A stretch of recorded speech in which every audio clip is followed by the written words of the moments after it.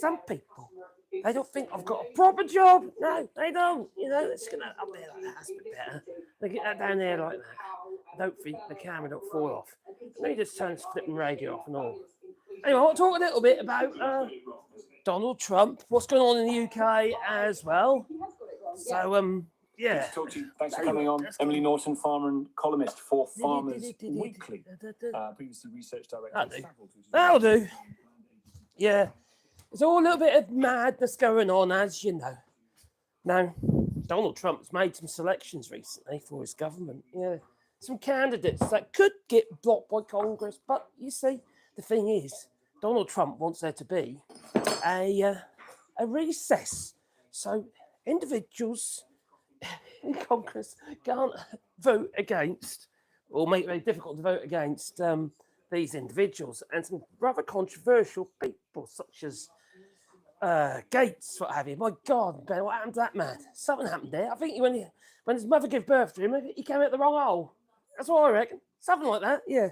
A bit stinky. Anyway, he's probably the most ugly man I've ever just seen, apart from myself. Yeah. I can see myself just there, behind me. So anyway, where's my coffee gone? Just a second, grab that. Yeah, anyway, I'm making some shutters today. Just so you know, I do actually do work, other than just yelling at the camera. Anyway, hello there, and I hope you're well. Let me just get some computer on as well. Oh, blimey. I actually preemptively pressed live by mistake. I didn't even get a chance to do my little picture either, because I don't know how that happened. It just did. So let's bring myself up on the old computer up here, and then we're going to make some shutters. And talk about what's going on. Because it's rather concerning. I'm deeply, deeply concerned. I know I mock about it and have fun about it and what have you, and say some rather stupid stuff as well. But, you know, I am actually generally concerned what is going on in the United Kingdom and in the USA. And anyone who doesn't think that affects us, well, then, quite frankly, they're nincompoops. They are nincompoops. Oh, here we go. Let's just get the volume down on there. That's it. I can hear myself. That's good. That's a good sign, sort of, if you really want to hear your own voice. Yeah, so, you know, you sneeze in the United States, we all catch a cold in the UK. No, I'm in France at the moment, so I managed to escape some of the madness that got going on in the UK. We've had our own problems, haven't we, in the UK over several years. God, turn that radio down. It's too loud. I thought that was low enough. Anything above £3 million, you'll have to pay half the rate of everybody else. Just there you go. We've got the farmers are protesting, and it's not just about what's going on regarding. I'm talking in the UK now. I'll be jumping from the UK to the US occasionally, all right? Just so you know. But in the UK, you see, the farmers they're all gathering down to Westminster to have just cause a bit of a ruckus, you know, with the tractors and that. You know, they'll probably just drive around a couple of times and get some, I don't know, speeding fines in the tractors. What's the opposite of a speeding fine? They'll be getting something, that I'm sure. And then they're going to be popping back home. That's about it. That's yeah, they don't know how to protest in the UK. You know, that's not... You get the French farms, they start protesting. Oh, you'll know it, I'll tell you. You certainly will. They really know how to protest, do the French. So, anyway, so we've got the British farmers heading down to Westminster. So they're going to be complaining or putting their point across. And also to show the British people how important they are. And I suppose, yes, they are. Even though a poll that came out for the referendum and vote, 59% of farmers apparently were going to vote for the Brexit. So there's a majority of farmers who voted for Brexit. So, you know, if the farmers didn't vote, well, then maybe we wouldn't have got the Brexit, you see. So that is, yeah, I think they shot themselves in the foot there. Because they're also complaining about the subsidies. And if you're in the US, I don't know if you realise this, I don't know if they do in the US, but the British farmers, while they're in the EU, are getting a subsidy. So basically, there's a certain amount of money they get for the amount of, I'm not sure if it's working on head of cattle or just the amount of acreage that's being farmed. Or hectares. Acreage, no, be acreage. No. And the same in all the farms across the EU as well. And plus their market was protected. Now, you guys in the US, you have your, what is it now, Tate and Lyle, you know? the cane sugar and that. Well, that was sanctioned in a way, and basically the EU would say, well, you can only export a certain amount of your sugar into the European Union. The UK used to be in the European Union. And the reason for that was to protect European Union farmers, that including British farmers. Now, we've had a situation in the UK where like Cantley, for instance, sugar works, what have you, they've had to shut down. In fact, they had a fire actually. Anyway, they were supposed to be open, but they decided to shut it down. And the market has been squeezed. And it's been squeezed because now Tate and Lyle can pretty much import as much flipping sugar into the UK as they like now. And that's down to the fact that Tate and Lyle were donors to the Tory party. Now, farmers are still protected in the EU, so they're okay. But this is sugar beet, as in sugar beet farms and what have you. And where I'm from in Norfolk, there's a lot of sugar beet farms. In fact, they're all over the UK. But, we had sugar processing in Cantley, which is in Norfolk. And it was quite a lucrative business. But, you guys came over here from the United States, stealing our women. Oh, hang on, that was in the war, wasn't it? So, so needless to say, the farmers pretty much shot themselves in the foot. They didn't understand their own business. They really didn't. And now they're protesting over the fact that they've lost the subsidies. Remember, they were being promised, they were lied to be fair, that they're going to get this, that, and the other, and nothing's going to change for them. But it did. It changed for them big time. But that's called being gullible, isn't it? Believing everything you're told by people who weren't in power. And many of those people who were telling them this sort of stuff weren't going to be in power anyway, because they're from minority parties or people who aren't even in government in the first place. So that's the madness that you got. People are so easily duped, just like the MAGAs. All right, if you voted for Donald Trump, you've lost your flipping mind. All right, plain and simple. Now I've been told several times you can't say that. You won't bring one side by saying that they're lost. They're lost.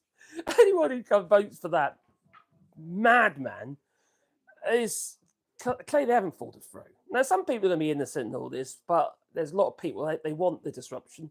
They wanted the madness. They wanted to gather up all the Mexicans, all the Hispanics, and send them back in big lorries and tip them out over the border or something. That's what they longed for.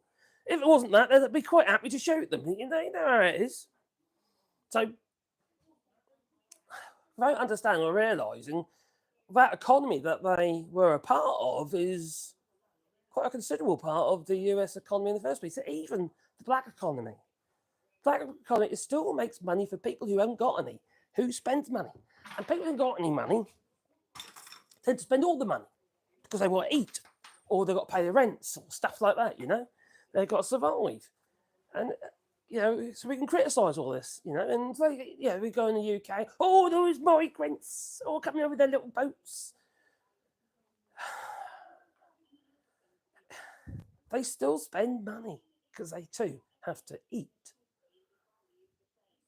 So it's love is a bit of a misnomer, to be honest, and they keep going on about this stuff, and we never used to have the problem with the amount of migrants coming over before Brexit than we have after Brexit. A lot of it's going to be down to obviously the shit and problems going on around the world, and quite often some of them we've put our nose in where we shouldn't do and stuff and cause problems. Just like in Afghanistan, for instance, and what's going on over there, there's poor people over there, they're being just treated like there's like a herd in it, and oh yeah, let's blame Biden for that. But that wasn't Biden's policies. That was Trump. Trump negotiated with the flipping Taliban, pretty much giving them everything, just like he did with Assad, in Syria. And now he wants to do the same in Ukraine. And the United States have just said, okay then, those little missiles we're giving you, those long distance missiles, you can fire them on Putin if you like. That's going to go down well, isn't it? But I happen to agree with that part. They should have done it ages ago because, we allowed Russia's defense to not just carry on the way that they are, but they've grown. It's got bigger, considerably bigger, and they've gone full on actually producing missiles and shit like that. That is in production. So we should nip it in the bud. We should, like Crimea have we should have stepped in early on. Now, don't worry, I'm not trying to warmonger anything like that, but I am a bit of a believer is that if you don't stand up to bullies, you get bullied. And when I was at school, what have you, there's okay. I know it's a different scenario, but I was quite small, right? So I used to get picked on. So then I did something to actually protect myself. I used to do karate and stuff like that. Nobody used to know. And once I had enough of it, people would kick me up the backside and stuff like that, and just walking along with your backpack on your back and stuff. And I got to the point where I had enough, and I retaliated, and then they left me alone. You have to stand up to bullies, but you got to prepare yourself first. So it's a sad truth. Wish it wasn't like that. It'd be nice if you could all just, kiss and make up. Anyway, here we got in the chat. And then I'm going to start making some stuff as well. Yeah. All right, who we got here? Oh, I'm not going to compete with it, you see. Hello, Scott Brown. Oh, crikey. Got a few people here. All going to live chat. Mad Monk, my friend. Hope you're well. Cheers, buddy. Now, if anyone didn't know, I haven't been live on this channel for 2 weeks. I just couldn't bring myself to do it because I lost my dog. And he was an integral part of me, and he was a better part of me. And every day I go out there and I talk to my dogs. It might sound crazy to you, but he was my friend, And that really has knocked me for 6. So even now, it's still going to be longer, isn't it? I'm finding it really difficult. So I do apologise for that. So my little waddy dog. Lovely little boy he was. The Temo Jack Black. You chose to have a budget Jack Black. I hadn't heard the Temo bit before. Jack Black several times, but not the budget Jack Black. Cheers, Kevin Jones, for that. Who else we got there? Scott Brown. Yeah, Scott Brown. Oh, it's cold. Yes, I got the fire going. All wood burners going in the corner. Gets a bit of warmth in the place. What race will Trump exterminate first? The American race, I reckon. You're all going to end up doing yourselves in, I reckon. It's either that, you'd be so tight and depressed. Something's going to go on. It's just madness. You got the Gates, for Christ's sake, Gates. Hegseth, whatever his name is. It's just madness. And who's the health secretary? Oh my God, Robbie Danger. No, not him. Bobby Kennedy. Oh my God, that guy. He believes that the polio jab, jab is at the polio vaccination. It's killing people. I wonder how many people it saved. Polio is flipping hell. How many people at that time when he tested it on that little boy? How many people died of? They tested it on him by he come up with the vaccine by actually giving this lad polio for a period of time, and he built up an immunity to it and stuff like that. Yeah. Sacrifice, eh? Sacrifice. That's a Billy Kershaw, I hope well. Cheers, Fat Mad Monk. Thank you, my friend. Yeah, if you leave stupid messages, really stupid messages, that they will get hidden or even deleted. And if you keep doing it, it'll get put on timeout. I've got Mad Bank here, so watch yourself.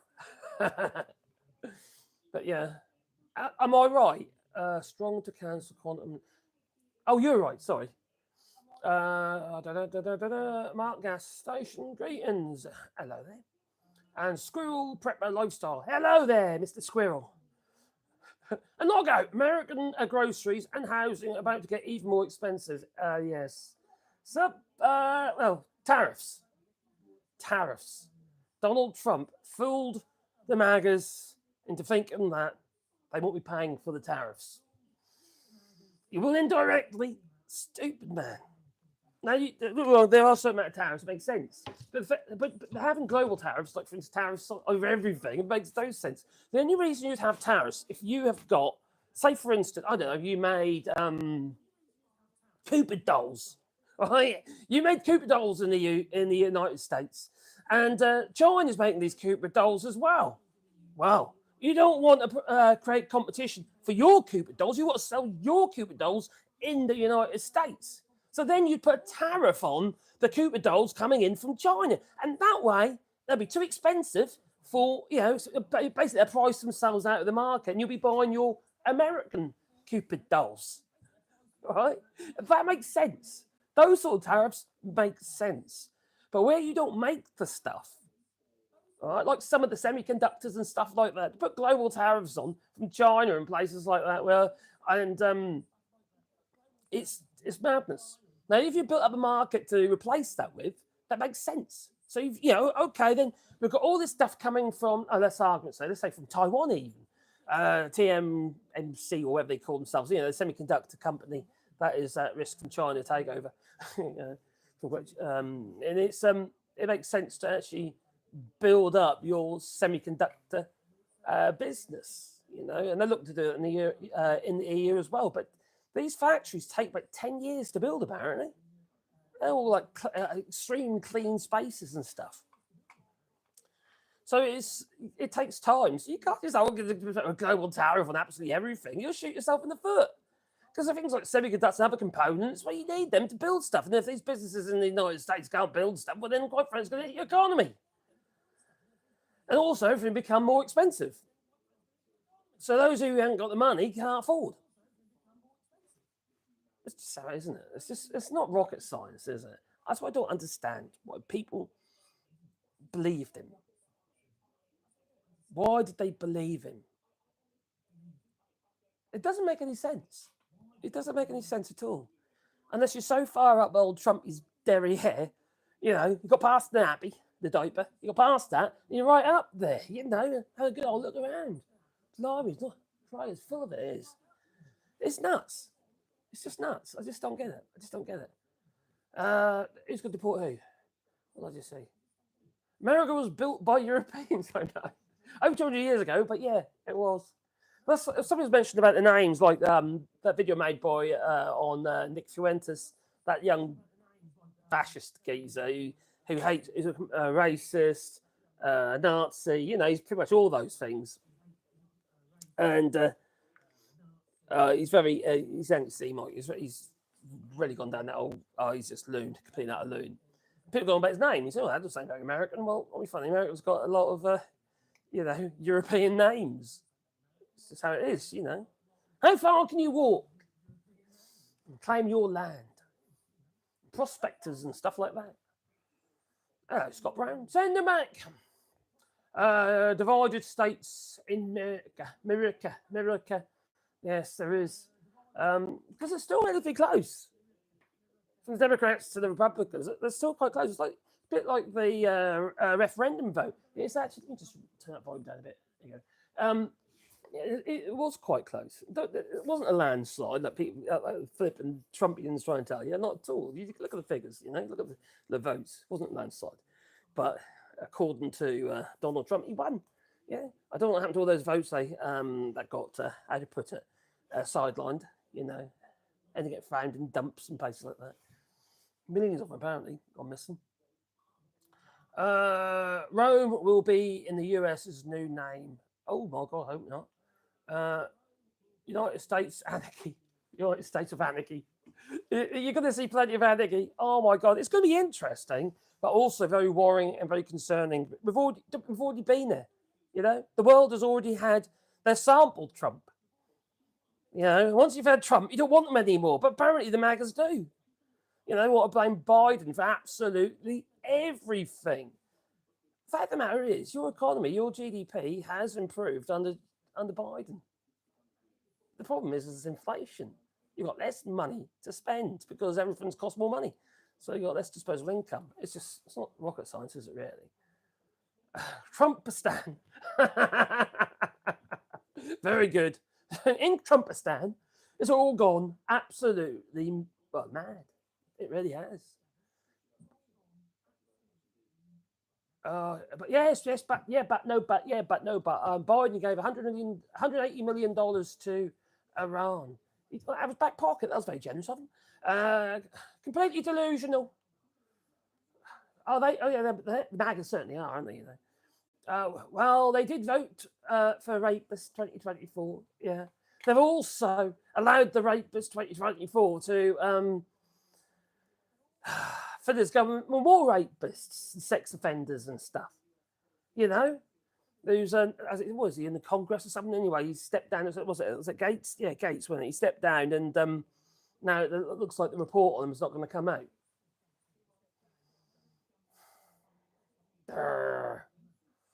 All empires fall. Just never thought the USA be fall to a criminal that hates the country. But he loves the country. It's all the love. It's everywhere. Look at all those people. Look at them with the love and that. Boy, they're bashing the doors down at Capitol Hill. Loads of love. Really? Well, he's cozying up to his flat screen TV. He's probably humping it. I won't be a bit surprised. That was Trump. Whoa, I know what's going on. The love he goes. As that poor flipping American police officer was getting crushed in the crowd, you know. Apparently that's that's patriotism, you know. It is. Oh yeah, what about Clinton? Oh, quite the laptop, the emails. What about Donald Trump and his golden showers then? Huh? What about him and again, flipping out, Estwing, whatever his name is, in with the porn island. Trump thinks it's garbage. His words. Well, yeah, he does. He thinks the country is a pile of shit, doesn't he? That's what he says. Oh, it's all garbage. It's like a bin. And then crikey, who was it now who said that Puerto Rico was that comedian geezer who was doing something for Trump. Yeah, people still voted though. They still voted for him. You know, it was a floating pile of crap, he said. Or words to that effect. It's nuts. World's going to start raving bonkers. They really have. Oh, we've got 226 people watching. Please boot the old like button. Helps the channel, you know. It looks like I've only got one like, but 226 people watch. How can that work? How does that work? That seems a bit strange. Boot the old like button, please. Tommy Shigstein. Oh my God, yeah. Trump. Oh, great message. Thank you for that, Madman. Most kind. I do apologise, Trump. Apologise, Madman, if you're getting the few trolls there. Oh, Houdini. Uncover FBI agents, open the doors and let people in. You're so wrong. Trump said to respect the blue and be peaceful. Respect the. He told you that he will be there with you after inciting you to go down to Capitol Hill to protest. All got out of hand and it was all planned. Who the hell has a set of gallows in their back pocket? Yeah? They were made by somebody before the actual day. Ready to hang Mike Pence. Come on. Really? Flipping hell. People have really gone down there, haven't they? Oh, rabbit warren. Oh, JFC. Oh, the delusion is strong with this one. It's not flipping delusion. How's it delusion? It's you just see with your flipping eyes. You know? Being deluded is quite frankly what's going on in the United States. If you think Donald Trump is going to make your lot in life better, you have gone flipping flipping crazy. That just doesn't make any sense. I'm a practical man. I make stuff, all right? I make a joint. It goes together or something like that. It works. It works. It's practical. It's common sense.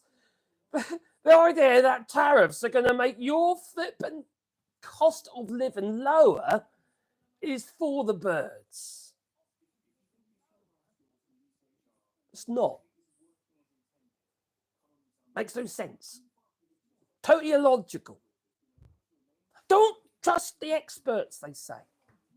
We've been there. Yeah, we've had our referendum, what have you, regarding Brexit in the UK. And we say no shit that is. We haven't got one benefit for ordinary folk. No one's benefited other than people with money and those who want to hide their money. Just like the farmers in the UK. You know, using and other individuals investing in farms so they can actually avoid the taxes, inheritance laws and what have you. I know, 10 million quid I want to hand down to my kids. 10 million quid. Oh my God, then they're going to get inheritance, pay inheritance tax on that. And that. Oh, what I did before. What could I do? What could I do to avoid that? I know, I'll buy a farm and it'll be growing in value. And then my kids can inherit it and not pay any inheritance tax. It's obvious, isn't it? You know. Now, I don't think they should be paying inheritance tax on their farms if, for instance, it stays within the family and it's carried on being farmed. But as soon as the actual farm gets moved on to somebody else after a certain period of time, well, then, quite frankly, they should be paying some tax on that.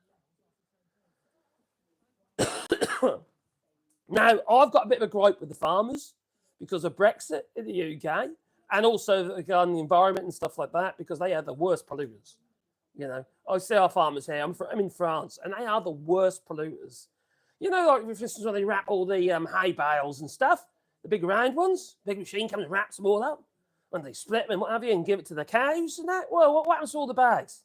Like flip and burn them, flip a mountain of plastic. The black smoke coming off there, and they're allowed to do it. Well, not actually allowed to do it, but they still do it. If I have a little bonfire with some leaves on it in the garden, the police come around and fine you €500. Yeah, I did have a near miss. Oh. It's purposefully defunding of education in the Republican states, and that's led to do you know what? I'd say that. That's just, education is what old Tony Blair used to tell us, you know, and it's important, you know, just basic stuff. And teach them the kids what they actually need to know instead of all this harebrained stuff, you know, other stuff they're never going to use. We need some basic life skills. What, you know, and maybe a bit about how I never knew anything about politics. I do now, since Brexit. I flipping well researched the hell out of it.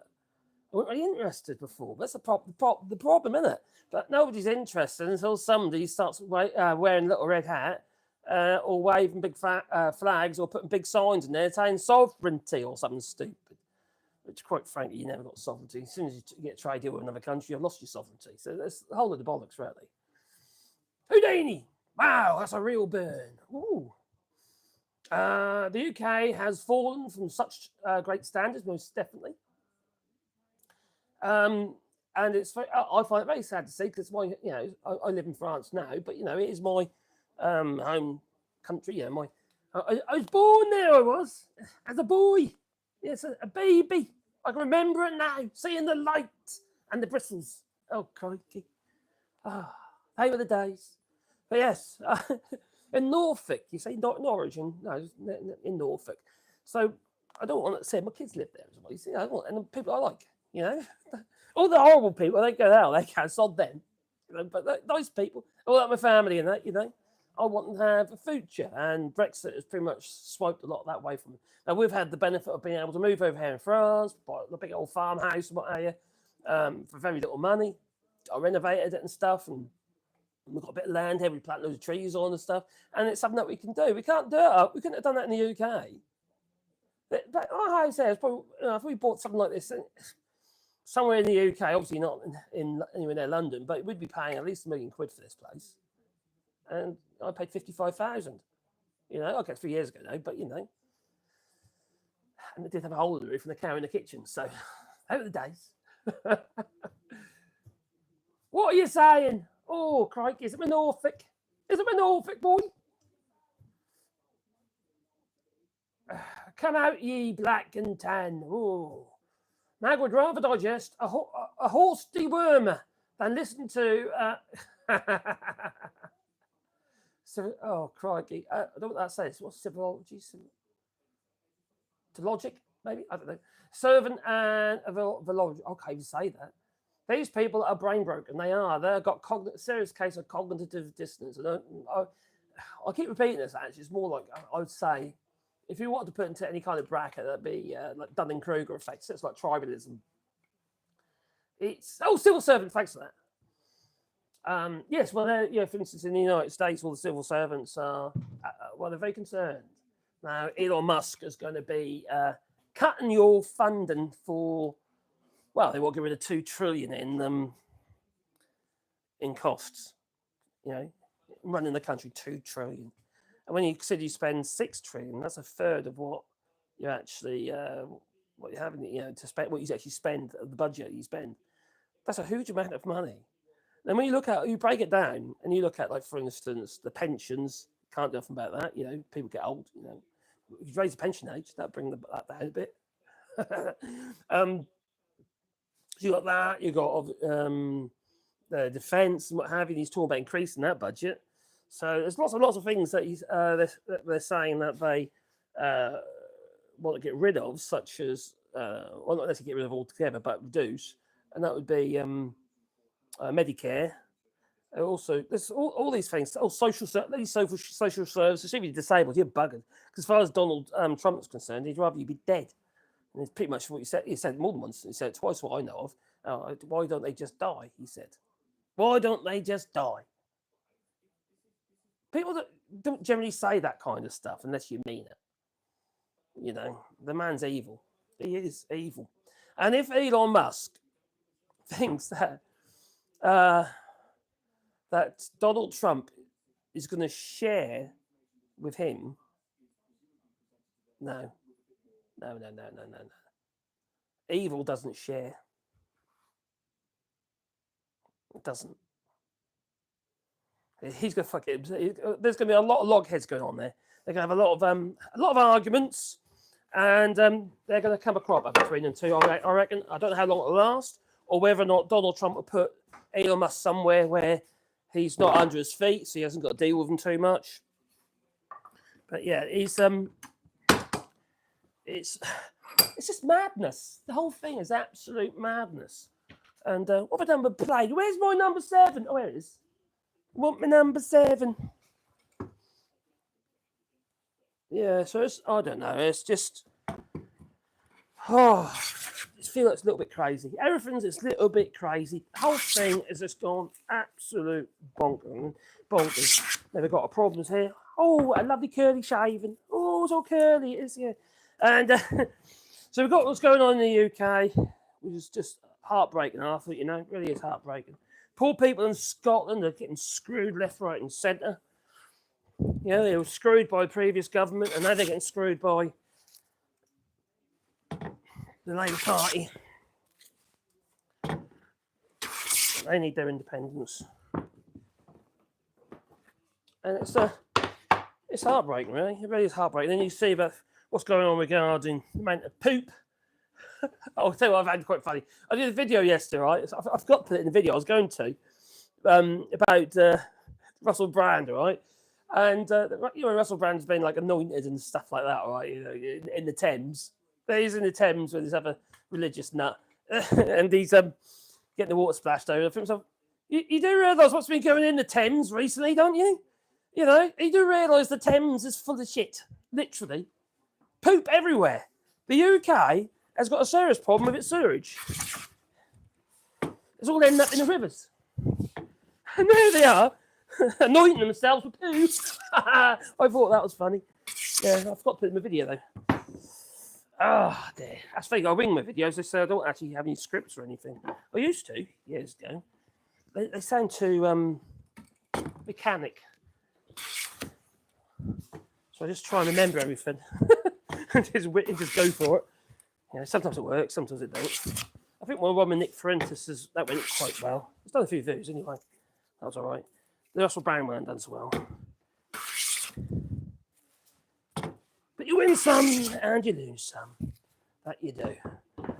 There's going to be a lot of losers with what's going on in the United States and in the UK. And it's sad because the people who get hit with this, the people who suffer are ordinary people.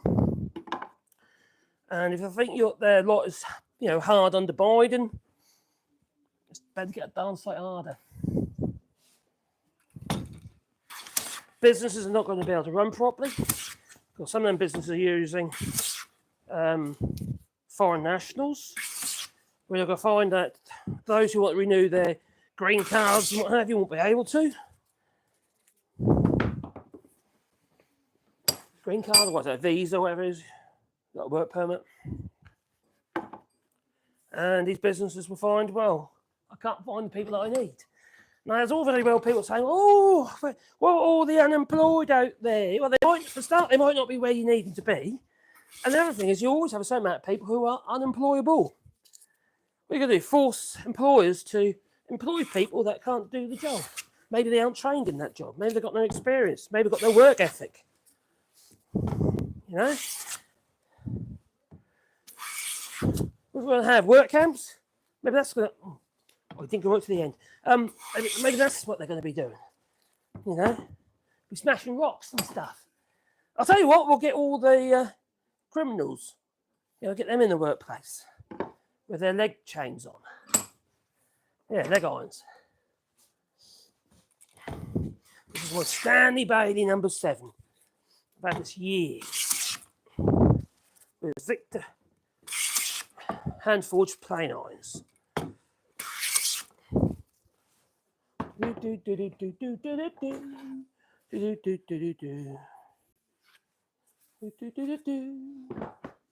Only for the there's going to be a pair of shutters, you see. There's some braces that go on as well, but I ain't got the wood for that yet. I was meant to get it today and I forgot. I was so tired today. I sat on the sofa, fell asleep. I've got bad tooth. I'm stressing over my dog, and I've got them filling that fell out. It's a bit of a wait at the moment for the vet dentist. It isn't too bad, but luckily I have some antibiotics left over from a previous time, just in case I get an abscess or something stupid. I don't think I have, so that's good. Anyway, where are we now? Steve McGowan, hello, my friend. Hope you're well. And Minnie Tro, getting rid of welfare will create more poverty. Yeah. More people, but you know, we've been there before, haven't we? You know? If you... thing is, I've said this before, I'll say it again. Medicare is great, right, in many ways, and but it's totally inefficient in that there's not enough of it. You know, in the United Kingdom, we have our thing called the NHS, right, and unfortunately, a lot of it's been bought off by, or they're having their thing not, and so a lot of it's been sold off contracts. Sorry, it's been offered to companies, and one that seems to get it every time is Palantir. Unfortunately, with that, it was just going more down the privatised route. And now we've got Wes Streeting in as health secretary under Labour. They want to go even further down privatisation because they haven't got the money. They just don't have the money to improve the NHS. So the thing that's made the NHS broken in the first place, they want to embrace more of it, which makes no sense to me. But we've still got an NHS, which means your healthcare is free at the point of use. So if you want to go to the hospital, you get treated, plain and simple. In the United States, you need obviously some form of insurance scheme, or whether it be for your workplace and stuff like that.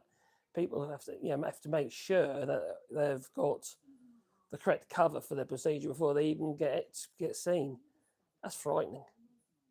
And that means that some people don't even get treated, especially if you've got no blooming money or you haven't got the required cover, you know, for your particular illness. It's horrendous. Now, you can't have an efficient economy if you haven't got a healthy workforce. It makes no sense. No sense whatsoever. So it's to me, it's just a sign of madness. It really is. And it needs to change. But it won't. No. Should have voted Bernie Sanders, I say.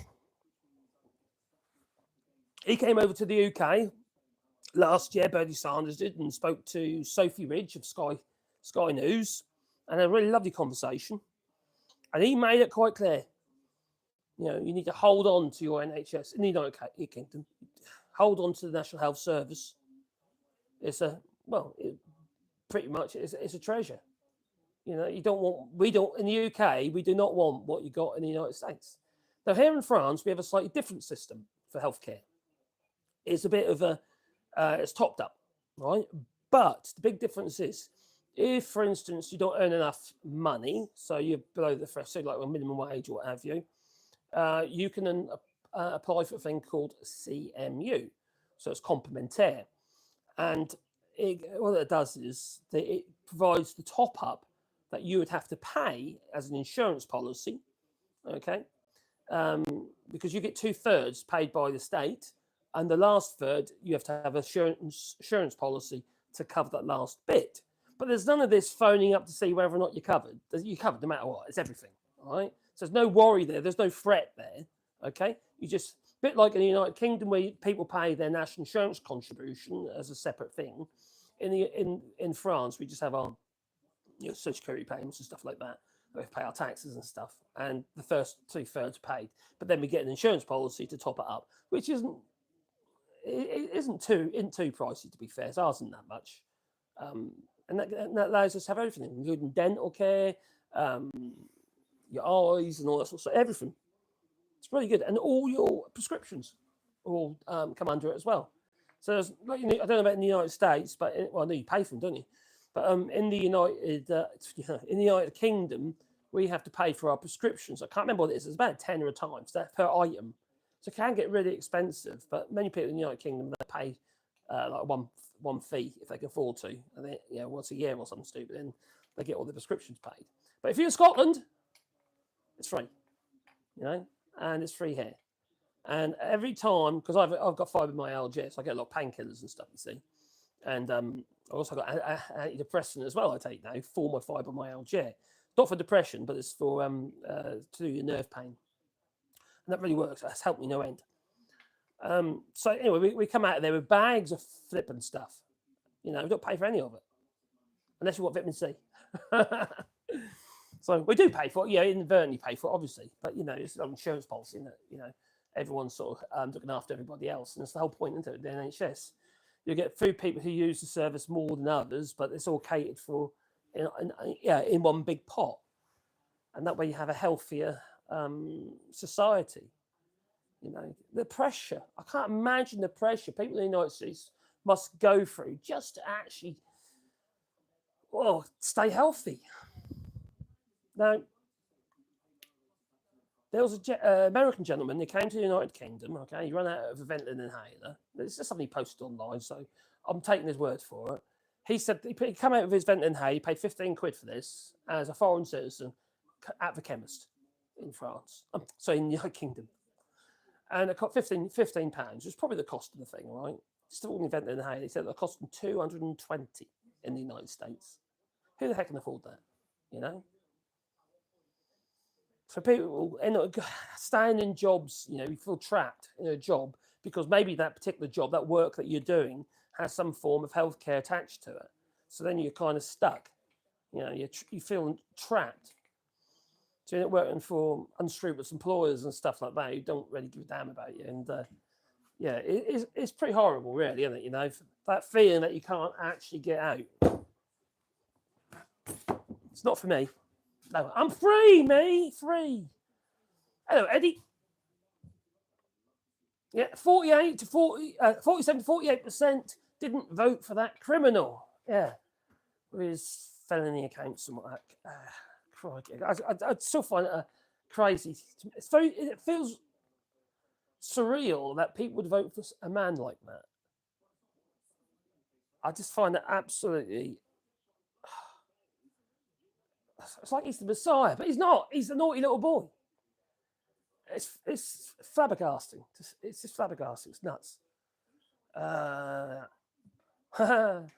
Bobby Jr. Not believing vaccines are safe, such as the polio. He's been playing. He says it's killed all these people. As he says, killed all these people, and then he's an anti-vaxxer as well. So Donald Trump has put all the people into positions, all right, who don't believe in their position. Now, the one thing that Bobby Kennedy did say, and I agree with, was about all the additives that put in foods and stuff like that. That makes sense, okay? I get that. Do it. Go. You know, Bobby, Bobby, get on with that one because people are eating too much crap, too much shit inside it, you know. And so that's fine. But the other crap he's gone on about is absolutely bonkers. And the guy with the climate, what have you, he's anti-climate. You know, don't believe in the climate crisis. He's putting people in two positions that are opposite of the position that they've taken. You know, like the flipping, what, I don't know, Pete Hecker for defence. Flipping hell, have you heard what he's been saying at home in Giza? What the hell? They literally want to scoop all these people up and shove them over the border. And they're not just talking about those what they consider as illegals. They're talking about illegals as well. So you won't think they're going to get their visas or whatever, you know, renewed. Offense for the birds. This is deeply concerning. I can't, you know, these people have got families, you know? They've got families. I just have to make you flip and cry in it, you know? So all you're going to do is you're going to get a situation where you get more crime because where you got poverty, you've got crime. Crime always increases when there's poverty. Oh, wait, get you out, my fire's smoking. Oh, boy, me. Toxins. Too many toxins. Now, I've got to make a bit of noise in a minute because I need to put some arrows on these rails. Then we can glue these shuts together. But before I do that, I'm going to bang them in line. Yeah. With a forehammer. Yeah. There you go.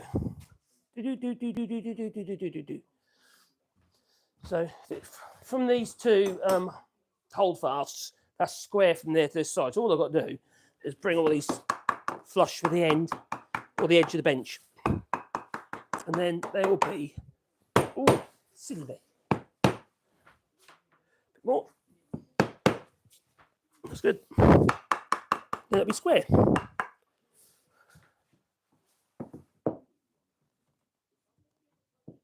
There you go, on there. So I've got. It is worrying, and you basically wonder where these countries are heading. You know, don't forget to boot the old like button. Helps the channel, you know. I need all the help I can get. Can't you tell? Come on, what the hell? I thought it was about Donald Trump. There he is. He's making things out of wood. There we go. That's good. On there. Just tap that up. So what I do is I push them all up tight, and then I'll release them slightly because I want a bit of space in between them. Otherwise, what happens is because the wood is dry, the wood can grow. See, the wood can grow across its grain as much as 8% across its width. So you know that's extreme, you know, extreme conditions, but they can grow up to 8%. You have to allow for it. Oh darn! I was moved over there a bit.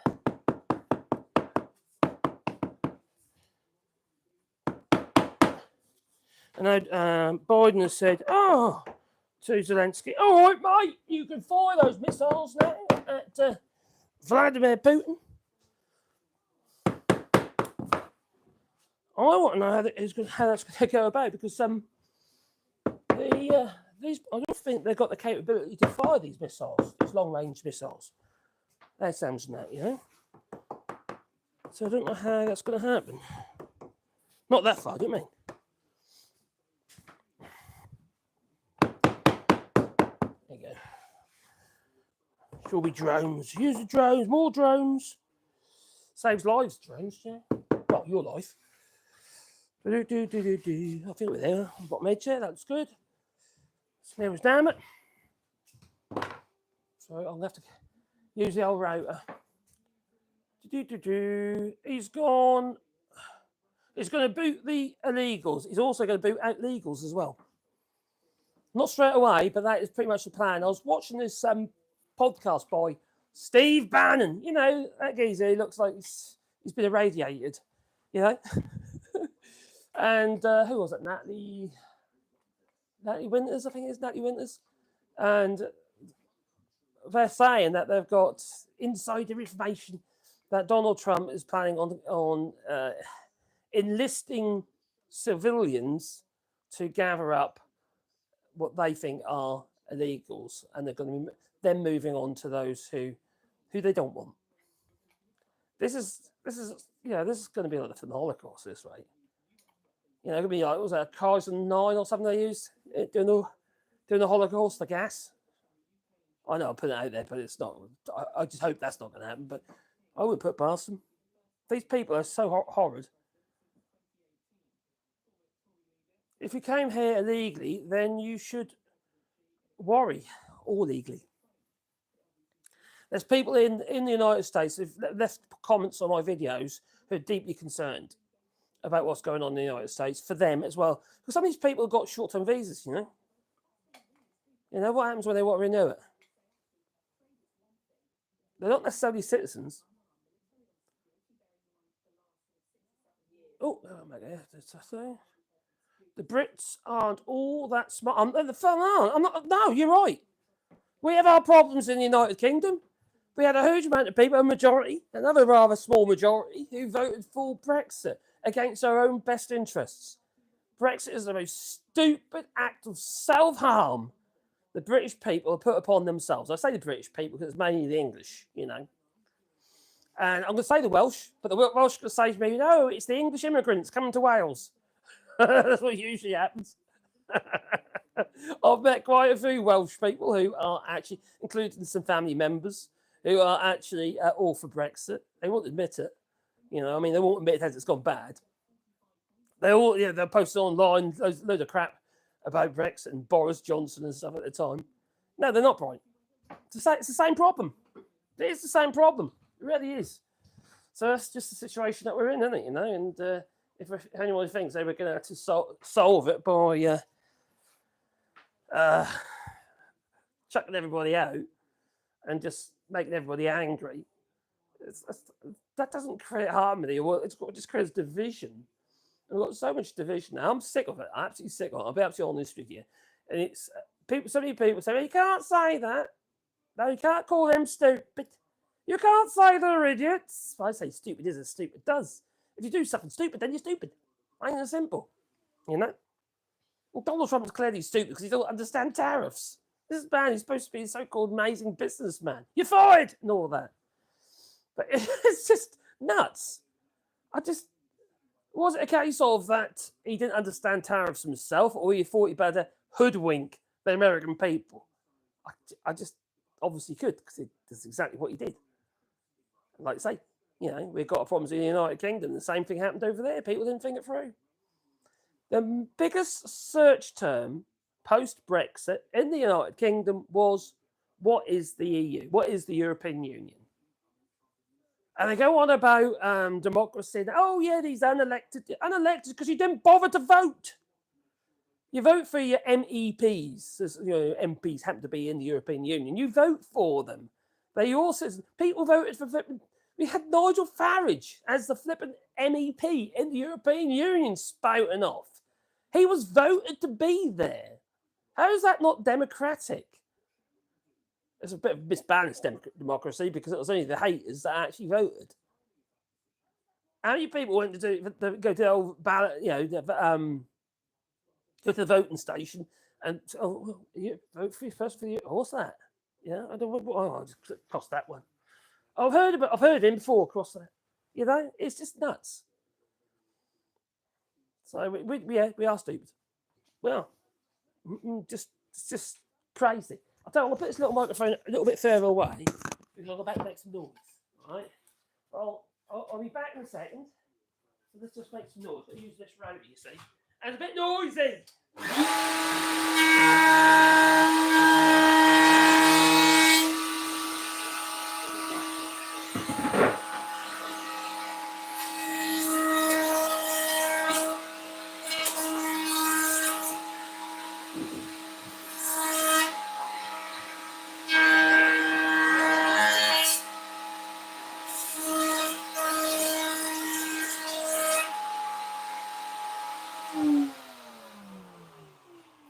That's one done.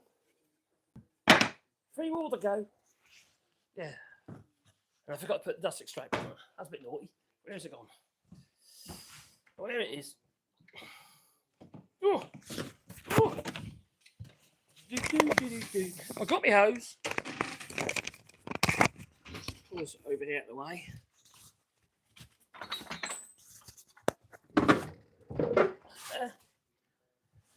Oh, blimey. Don't you find it absolutely, how to put it, demoralising when you consider everything that's going on? I do. I find it so sad. I really do. I worry about my children, you know, my grandchildren. Lovely little critters they are, you know. And it's just horrible, you know. I just don't know where we're going to be heading. And now we've got, obviously, this escalation regarding Ukraine. How's Vladimir Putin going to respond to that? But I understand why they've done it. Should have done it ages ago. Because all we've done is allowed Vladimir Putin to build up his forces. You know, he's lost a lot as well, but, you know, they wouldn't have had 10,000 soldiers from North Korea for a start. They wouldn't have had munitions and stuff coming in from India and China. You know, they've solidified themselves regarding the BRIC countries and that. You know, it's just all the countries that are in the BRICS. It's madness. The problem is the rigid view that doesn't leave any room for change. That's a good point. You talk about dogmatic politics, aren't you? It's they think it's black and white. They don't think about nuances. And we, like I said about the Brexit and the situation we had there, and regarding dogmatic view about sovereignty, for instance, and people don't understand that you offer up your sovereignty when you sign up trade deals. And we signed up all these rollover deals around the different countries around the world, not particularly good deals. Certainly not in Australia. And if we are to get one with the United States under Donald Trump, it's not going to happen. But if we did, they are going to want to have free reign with their farming. Agricultural sector will be up for grabs. If you think farmers are going to be protesting tomorrow in the UK, well, can you imagine it? It's going to get worse. It's just madness. It's just absolute madness. And people voted for it. That's the crazy thing about it. There's some things shouldn't have been a democratic vote. Things for us, you know, regarding Brexit and what have you, that is too complicated for people to understand how it works. You know, people need to be educated first. But we clearly haven't got the education that we did. No. Anyway, what's Sport Channel? There's the super chats down below. And also I'll make sure I can see your comments as well, and then I'll obviously respond to them. What's funny is that Trump, hello Steve McGowan, what's funny is Trump is on his knees for Putin, and Putin posted pics of Melania. Are you talking about, yeah, there was a load of pics when she was basically did naked photos. I don't know if it was glamour or porn or what it was, but anyway, there's Melania with no clothes on. Also, there's video clips floating about as well of Melania and Trump dancing naked. It's all blurred out, but you know. What a vision. That poor woman. Then again, she deserves them. She's only there for the money. That's what it was tested at when. Also, that's what it was tested at when I was in college. So I didn't get that. People should take an IQ test before being allowed to vote. You know what you get, though, wouldn't you? He said, "Oh, that's not democratic. Everyone should have a vote. No, what was it? But no subject without representation or something. You know, no vote without representation." Oh, crikey, I've lost the plot. But yeah, I just, yeah, IQ. Can you imagine that though? Would it be like something about, I don't know, IQ test? It was something like, I don't know, people, TV. You know how it goes. Oh, the water's rather wet. No, I'm talking about you calling people names. No, I'm talking calling people names.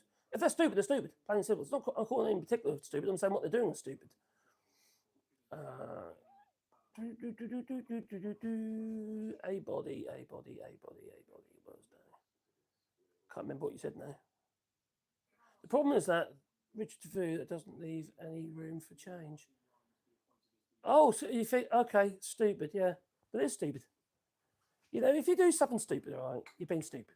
There isn't any nuance there. It's just stupid. If you do something that's against your best interest, that's stupid. If something happens and it's for your best interest, it might seem stupid at the time, well, then that's fair enough. But, there is something good that's come out of it. And very little or nothing good is going to be coming out of Donald Trump. No, problem with Trump, maybe. Oh, crikey. Well, I find it unreal that people vote for that man.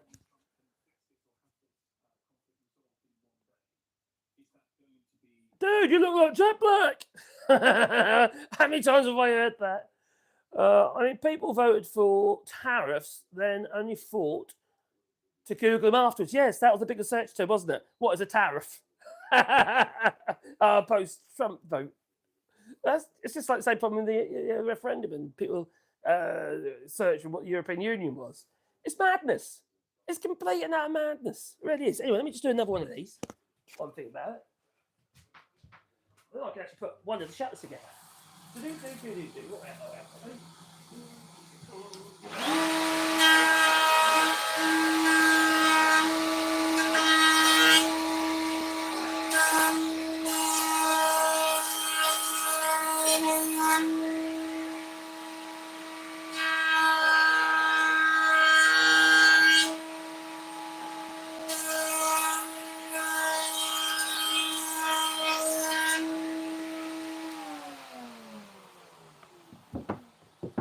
Two pair shutters. Before I make more noise, I'll do the other two. I'll put the shutter together. That's what I'll do. Yeah, put the shutter together. Put that back on there. Microphone back on. Right, I'll move you. What should I move you to? I'll put you that way around. Or light. Like it a bit bright. The light is a bit bright. There we come. Right, where is my T-square? T-square, where are you? Because it was here and now it's not.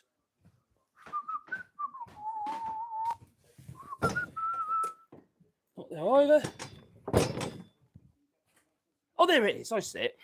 Let's mix some glue up as well. I haven't done that yet. So I need to mix a bit of glue up for the old shutters.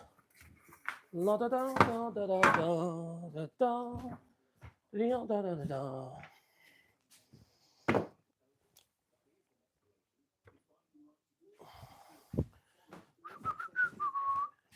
So people don't like me calling people names. Oh dear. How woke? How woke? Do you know what I find rather funny? That people go on about you're too woke and that, or they go on about freedom of speech. Yeah, they'll take away my freedom of speech. Yeah. But when you ever say anything, that is what they find that what they don't like. In other words, call them names. They don't like it. No. Can't say that, no. But, it's just, it's a bit of hypocrisy, you could say, to say the least. Oh, I've lost me knot. Don't matter. It's only a window shutter. Right, I'll get your airline on that.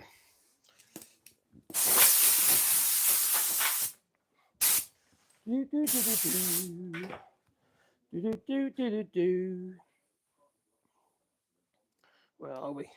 So the farmers are heading to Westminster to protest. It's the inheritance tax, and anger is growing, apparently. We've got, dear me. Come on, you. There we go. So the UK's got to choose between the European Union and Trump. Yes.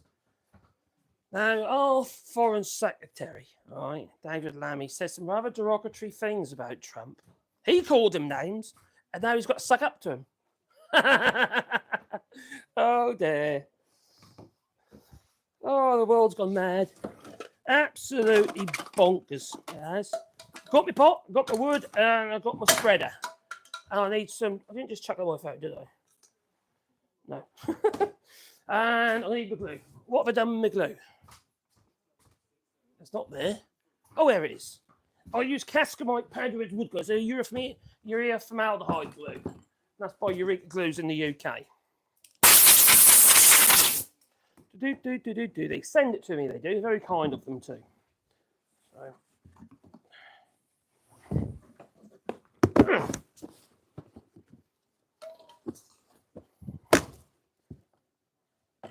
Hold my breath.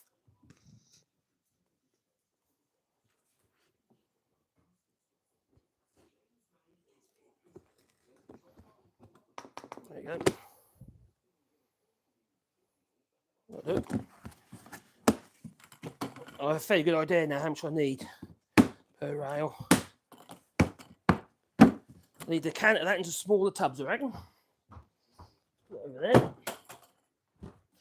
That glue is actually quite similar to the resins I use on bandages. You know, if you break your leg, glass fibre bandages. Where's my water? It's over here. The thing with this glue is waterproof, or within reason. Is that nothing's actually 100% waterproof. Even glass isn't waterproof. Not 100%.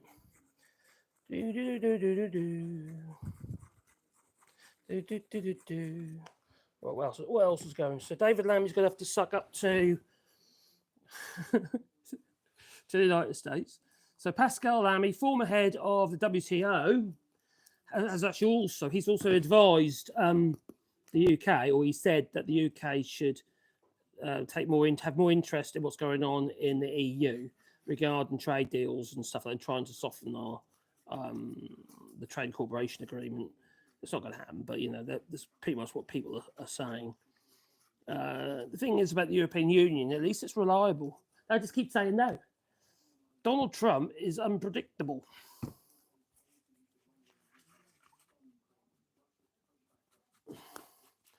And Donald Trump is going to do everything he can to make himself a president for life. And if you've actually read any of the Project 20, it's a huge document, absolutely huge. You're better off finding the highlights and reading through that, because that thing is scary. And don't just look at the words straight on. Think about the nuances of it, the way it's how it's been interpreted. It's like Donald Trump is going to use an old law from 300 years ago, or 200 or 300 years ago, as a way of getting rid of people. You know, it doesn't even make sense. Getting rid of the migrants. And it's been contested, but that's what he wants to do. I can't remember what it's called now. Let's do whether people are, like, for instance, foreign nationals and stuff like that. But he wants to use it against people who are American citizens. No, but if you don't agree with Donald Trump, you don't want it. You're, as far as he's concerned, you're a political enemy.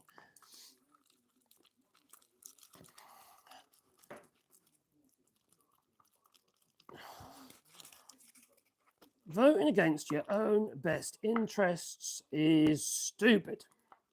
So that's why I say it. That people who voted for Trump have done something stupid. So that means they're either temporarily stupid or they're just stupid. And people don't like it, it's tough tea. And the same Brexiters, I think enough time has passed now to understand that it's been a really bad idea. And those who have not seen the light, quite frankly, are clearly out of their flipping minds. Get this old sticker off there. you have to remove things like stickers. Don't you think, the glue will stick to that. Well, then you're relying on the glue of the sticker. Well, then obviously that's not going to be very good. I wish they wouldn't cover the stickers. I wish they wouldn't put yuck all over them. Sticky, gooey stuff. And this is actually a wallpaper seam roller. Brilliant spreader, works really well. I'm only going to be using nails. These will be 15 gauge steel nail brads. They're quite big brads, but still brads. So that way you can lose the heads.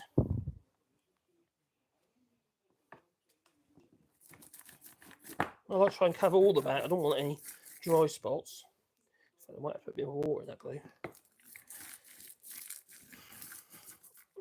sort of squeeze it into the wood. Because it protects the wood, you see, because the glue is nearly waterproof. But I'd say nothing's really waterproof. Oh.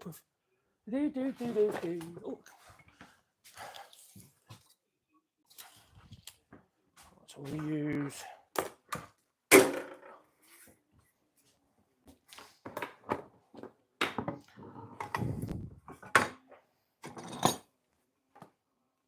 like there.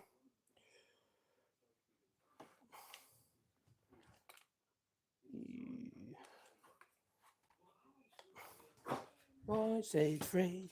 What you gonna do then? Only 5. Do. Right, that was there.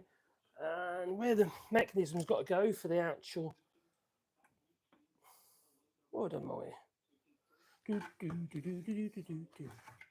We are getting nowhere, and so we had a cup of tea. Charlie had a thought and thought we should take off all the handles. There we go. Right. That's good.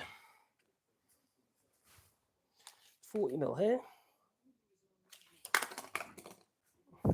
Right, nail gun. Where's the nail gun? It's like therapy, this is, you know. Come in the workshop and you think, oh, quite, the world's gone mad. Let's have some bit of woodworking therapy and get violent, get hammer out and smash nails in. Or a nail gun. Oh, actually, I think I've got quite a few in there already. Yes, there is. You wax some good oil. Where's the oil?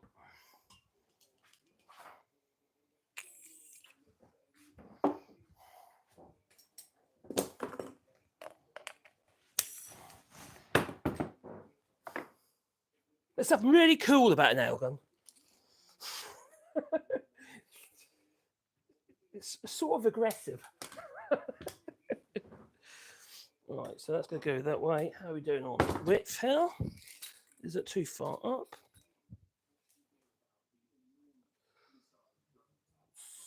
710, that's going to be, isn't it? 1020. Oh my God, I've got a bit of wood with nails in it stuck to the bottom of my feet. That's not a good idea, is it?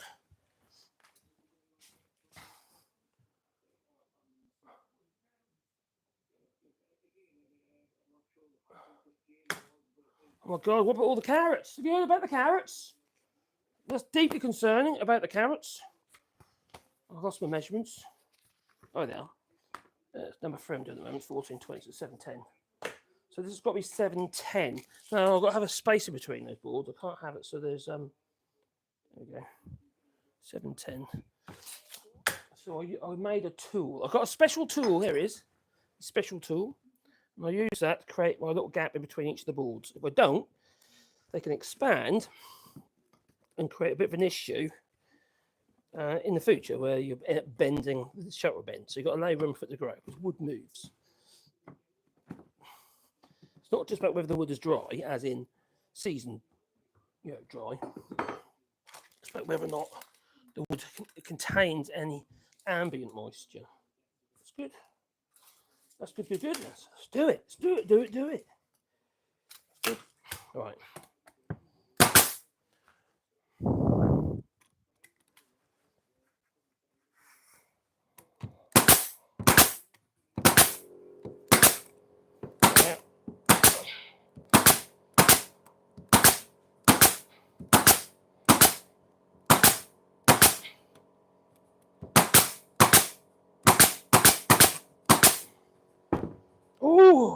Oh, I feel manly now. I feel manly. Yeah, whole load of carrots. Got E. coli, have you heard? Yeah, E. coli outbreak linked to organic carrots. Yeah, not any old carrots, organic carrots. Like, what gets me when people go to shops, they buy themselves bio food, and there's all in plastic packets. So it's going to be PFAs, BFAs, and microplastics. Yeah, that doesn't make any sense to me. Dig them out of the ground. How much more bio can that get? As long as you haven't put chemicals all over them. It feels like madness. I had a little intern here. He comes occasionally, Leo, and he's wanted to bio food. And I said, oh, I said, those bananas are in a plastic packet. You can answer me. I thought, what's the point? Doesn't make any sense. Normally, buy your bananas, they'll be loose, wouldn't they? You know, and most of those bananas are come from places where they don't use anything like pesticides or anything like that on them.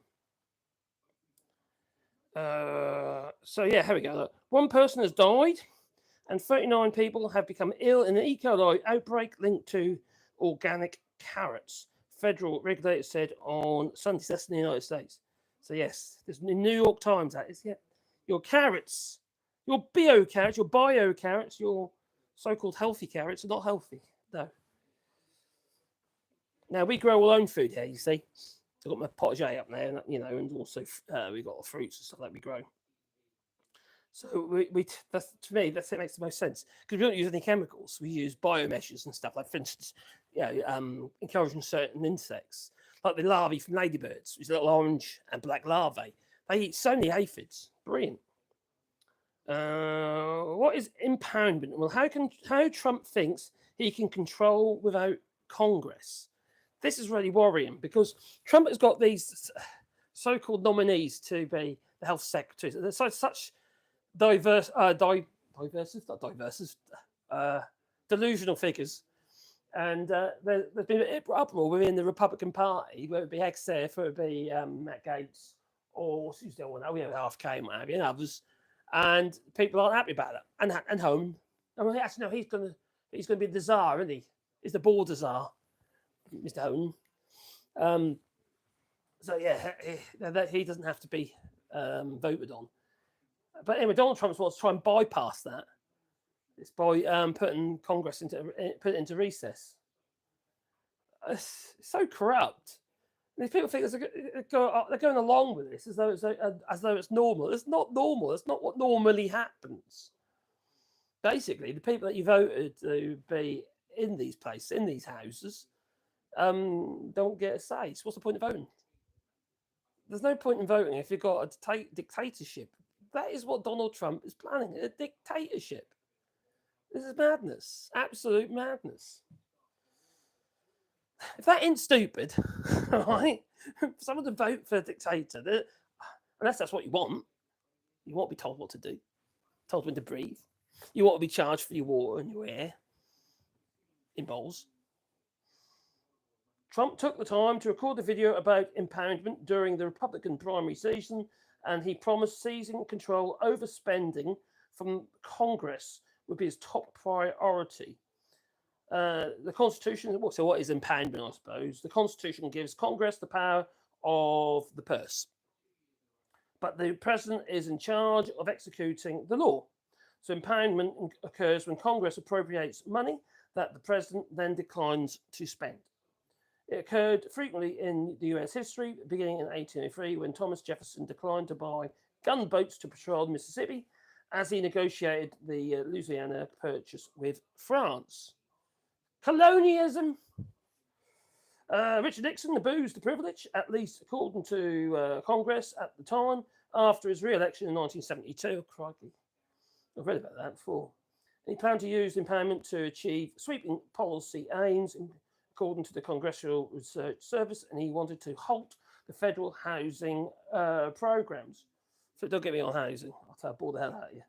When the Congress overrode his veto of the Clean Water Act, 1972, he used the power of impoundment to refuse to spend a good portion of $24 billion in funds meant to help clean sewage out of the municipal water systems.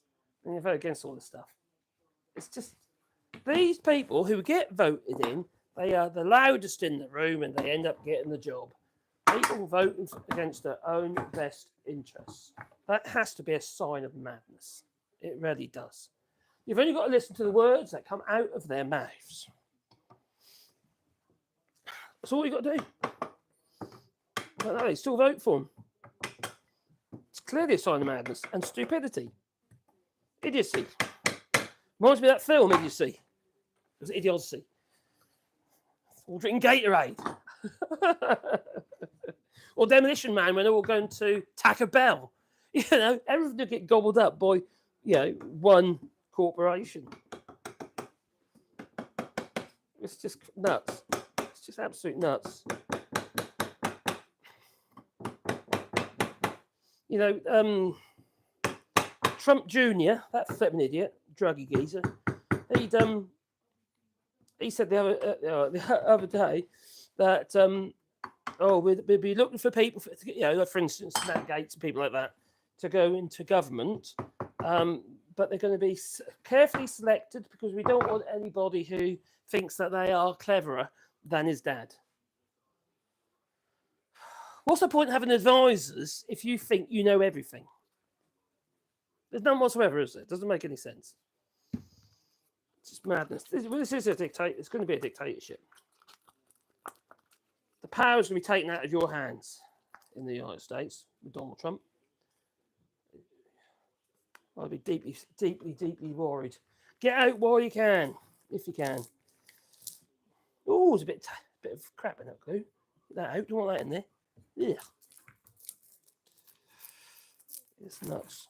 Now, a friend of ours who's quite often in the chat, Ginger's Giraffe, she lives in the United States. She's very worried.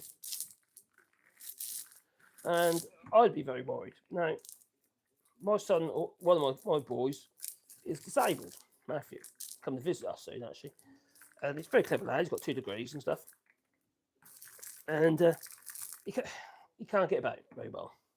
He's got a condition called torsion dystonia.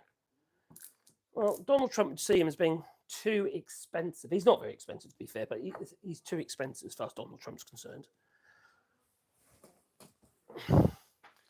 What did he say to his nephew? Why don't you just let him die? What a thing to say to somebody about their child. That man is evil. Donald Trump is evil. He really is. There.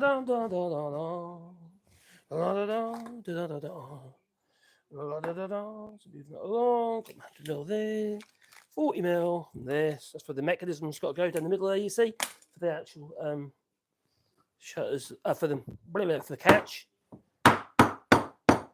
Squeeze that glue. Grab the nail gun. Right.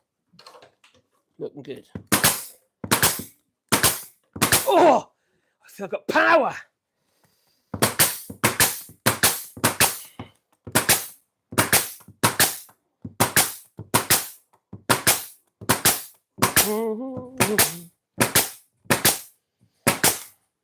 If someone said that once, I might think, well, it's just kind of like stupid thing to say at the moment and all that. But he didn't. He said it twice.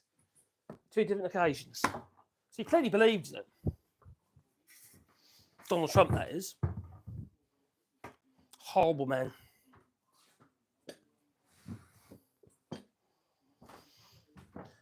I tell you what gets me is, though, nobody knows what their lot in life is going to be. Nobody really knows whether or not they're going to be in the same position, whether or not they might need some extra care. They don't know, do they? And it's what happens when these people find themselves in a similar position, and they find themselves they've got either a son or a daughter that requires additional care to stay alive, or just have any kind of quality of life. What happens then? Well, they want everything, wouldn't they? It seems rather silly, you know. Policies like, for instance, regarding like disability benefits and take care of people, less fortunate people. Those policies are there to protect everybody, not just one individual, but everyone. Nobody knows what their lot in life is going to be. You have a car accident and then find yourself unable to walk in a wheelchair or something. You know? They don't see that. These people just see the here and now because they're stupid. I said it again. Oh dear. I said it again. I said that word. Stupid. Stupid is as stupid does. Yeah. Life is like a box of chocolates. Right. Oh dear. Crazy. Absolute crazy. Sorry, I go. So you got probably carrots. Donald Trump's is paving the way for dictatorship. And yeah, and the Gates report drama brings the House Republican food full circle. Horrible, man. God, he's got to be one of the most ugly people I've ever to see. Is Gates. Matt Gates, you are so ugly. Your eyes are too close together. You don't look like Jack Black either. No. When Speaker Mike Johnson said last week that he would strongly request that a damning congressional ethics report on the conduct of former Representative Matt Gaetz of Florida. Now he wants to keep it under wraps because he says that he's saying that it could be like a can of worms, a whole load of stuff in there that could cause huge amount of problems. Well, then we want to know, don't we? After all, Mr. Gaetz was the one who orchestrated the coup against the last speaker, Kevin McCarthy, that made room for Mr. Johnson, a little-known Louisiana Republican, to ascend to the top job in the House. Yeah, these people, just foul, aren't they?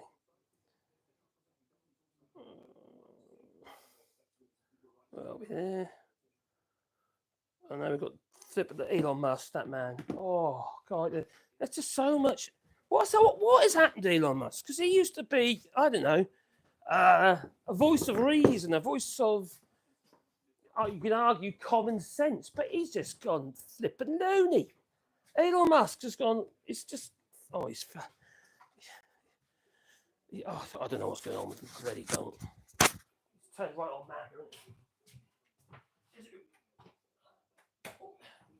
Is it because he thinks that it could be financially good for him to get his driverless cars through? Probably. Won't be a bit surprised. Anyway, let's just quickly do these two so I can get these stuck up.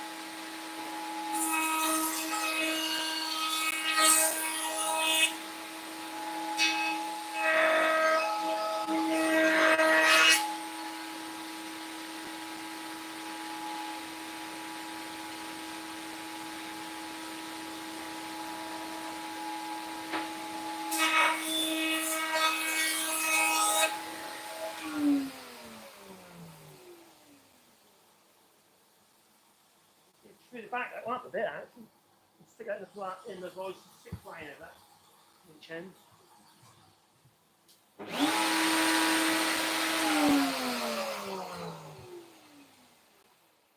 Oh, here we go.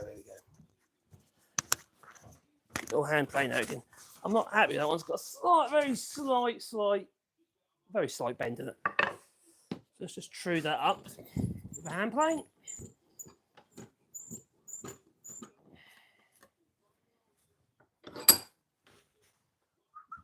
I think I'll use a bit on each end.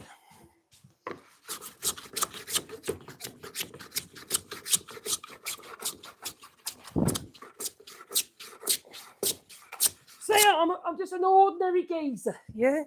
Just an ordinary geezer. And before you think I'm in my mother's back bedroom, like Nicholas Rentis. Or was it in the cellar?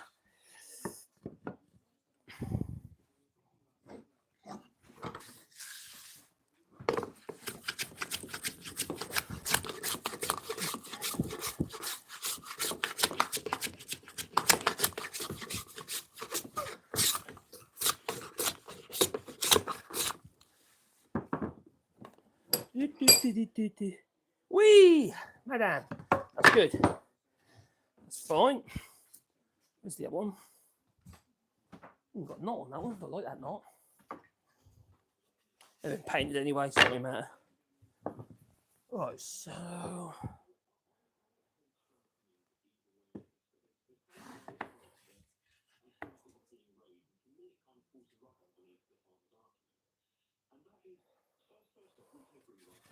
one of it. Let's do that one first. La da da da da da. Right, we've got Chris Richards. Hello there. Take a look in the mirror, Jamie. Oh dear. I disagree. What's going on there? Alistair, hello, my friend. Hope you're well. Yeah, you have heard. I lost my little dog, my little wild dog. Absolutely gutted we are. Really hard to deal with. Poor little boy. He'd rapidly deteriorated. To be honest, he's been deteriorating for a little while, because obviously he's getting old, you know.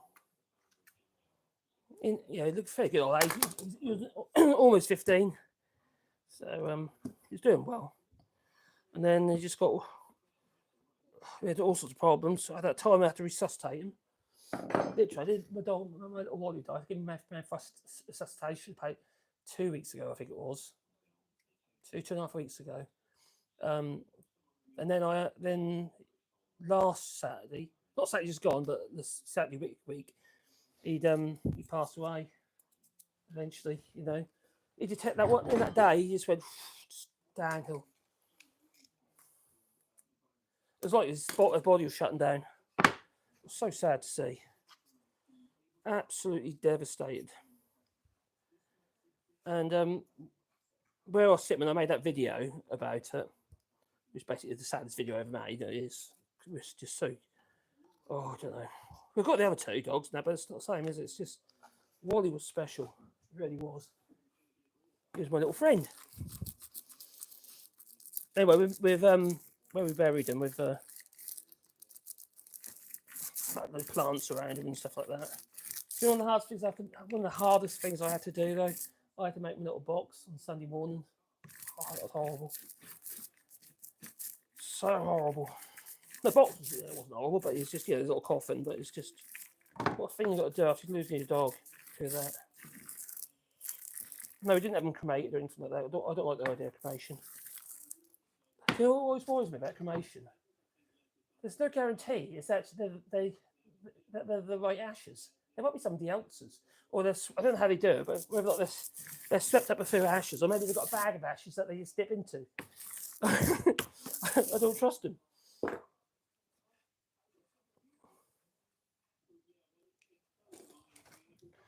So yeah, absolutely gutted.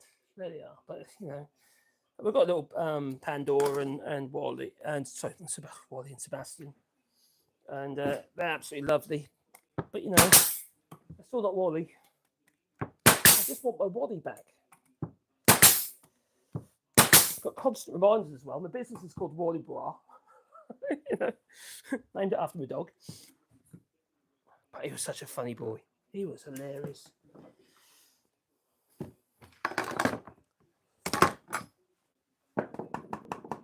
He was the best part of me. He really was.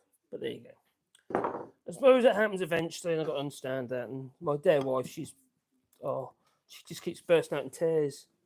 I don't really cry. You know what I mean? I did last week. I did, but I just like broke down last week. But I don't really. I'm not big on crying. I should really. It'll probably make things a bit easier. But it was horrible.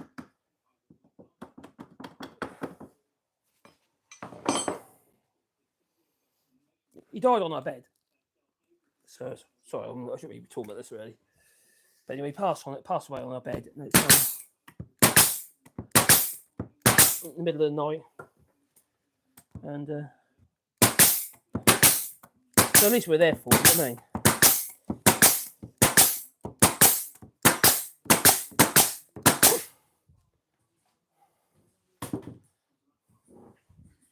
Right. But now, Sebastian, the white dog, he's getting spoilt rotten. It's like he's trying to fill the gap, so to speak. He's been lovely, but a bit overpowering sometimes.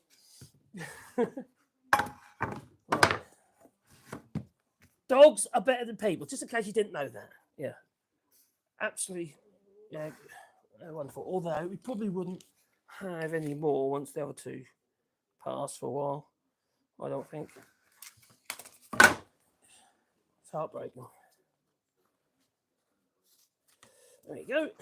This is the last one. Go on, that's good.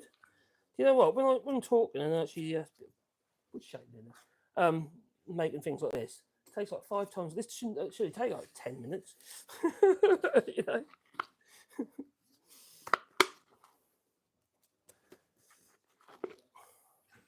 These are even painted. We do make a lot of chestnut and oak shirts, but it's so good and heavy. Some pretty good iron work to hold them on. So what do you reckon then? What do you reckon, what's going to happen with Trump? Apart from what he's already told us. That's what frightens me. He's already made it quite clear what his intentions are. I'll tell you what, though, if I ever feel depressed, I just watch Peter McHughes with Kenny Badnock in the UK. That's a bit of a clown show. That woman's a loon. Absolute loon. She's making Keir Starmer look good.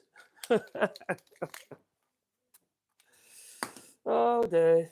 Oh, I called her names. Oh, dear. Can't call her names. How are you supposed to bring one to your side and call them names? These people are lost. Well, you're never going to bring them back on side. Oh, I need to reload. I'll just put one in there for now.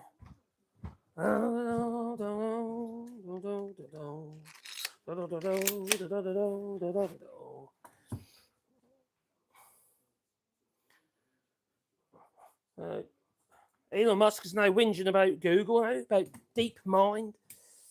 You reckon it's going to be like an AI dictatorship? There he is, joining hands with a wannabe dictator. He's going to pave the way to be a dictator, and he's complaining about artificial intelligence being a dictatorship. Artificial intelligence, yeah. Well, he's just worried about his own AI, isn't he? That grok thing, which I do not touch with a barge pole.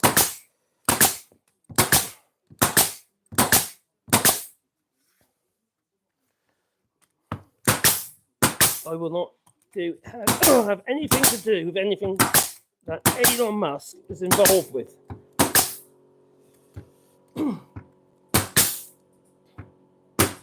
I used to like Teslas, I don't know. So they keep catching fire. There was another one in France the other day. Last week. It was last week or week before, can't remember now. Right, so that is on there. Now what I want to do now is make sure everything is tight. So I'm just going to get hold of the clamps.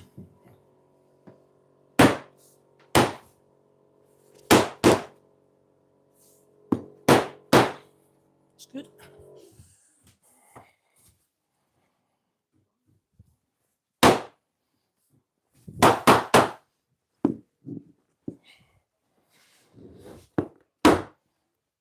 Good. I'll grab the other one. So I'm going to clamp these together to pull the... No, we'll clamp together. I'll get some look at that. I'll do them separately. That makes more sense. I'll do them separately. So I use 4 identical clamps in the corners. That's the most important parts. The ends of the rails are the most important parts to be tight. So we don't over there. Don't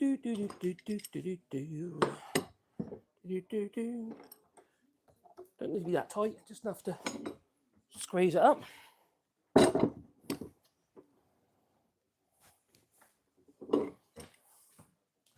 Boom, boom, boom, boom, boom, boom, boom.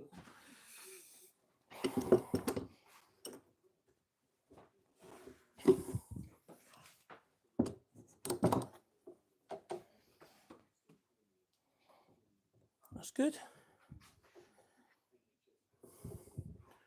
Right, let's put you over here on top of that one, and I'll clamp that one up.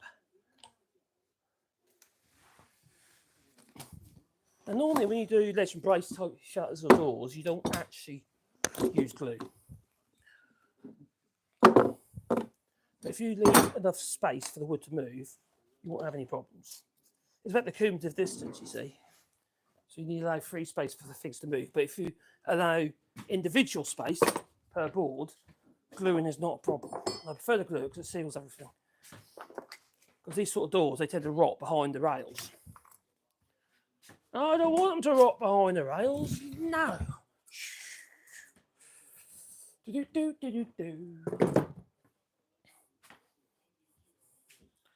Right, this one here.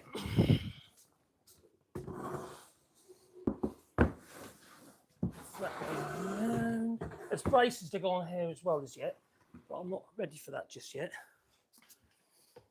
Because I ain't got the wood yet. That makes sense. I need to get the wood. So it's just gonna. I've got about 14 pairs I have to do, and I get them to the stage first. Put them on one side, make sure they're all trimmed to width, and then I fit the braces. It's a diagonal brace, you see, keeps them square. If I was going to be doing these where you don't have a diagonal brace, I'd let the rails into the actual door. It's a bit of a water trap though. But if the customer wants that, that's up to them. G clamps. Some people call them a C clamp. Do.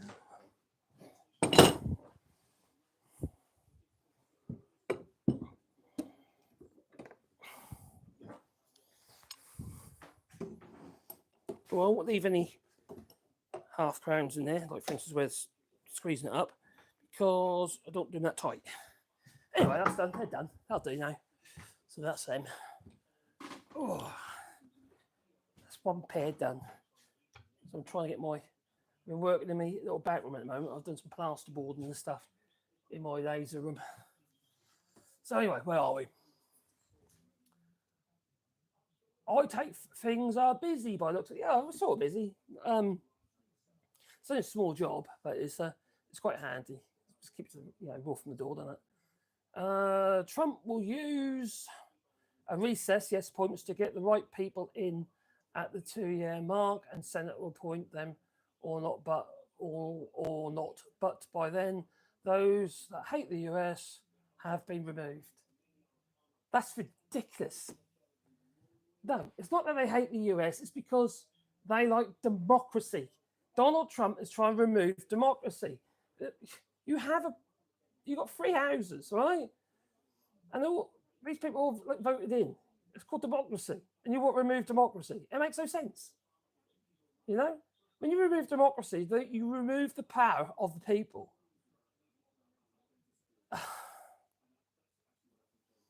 You can have a fake democracy like Vladimir Putin or Xi Jinping, you know. He's made himself a president for life, hasn't he? That's what happens when you give people too much power. Ordinary and as gullible as the rest of them. Yeah. It's quite sad to see, really, isn't it? I think it's sad. Don't become. They've been voted in. That's just ridiculous. Scared. Jim Jones was before. Democracy is only democracy when the left has their way. That's rubbish. Whoever has a vote, it's democracy. All right? Well, for instance, in the United Kingdom, we had a vote for the referendum and it went through because there was very small, 17 million people voted to leave the European Union, and they got their way. That's what democracy is. When common sense prevails, maybe I'm not on the left anyway, to be honest. I can say I'm left of centre maybe or something like that. I believe in business and shit, But to me, it's just common sense. Now, if you go too far to the left, you end up on the right. You go too far on the right, you end up on the left. You get communism and fascism and shit like that, where people have got no say. They lose their rights.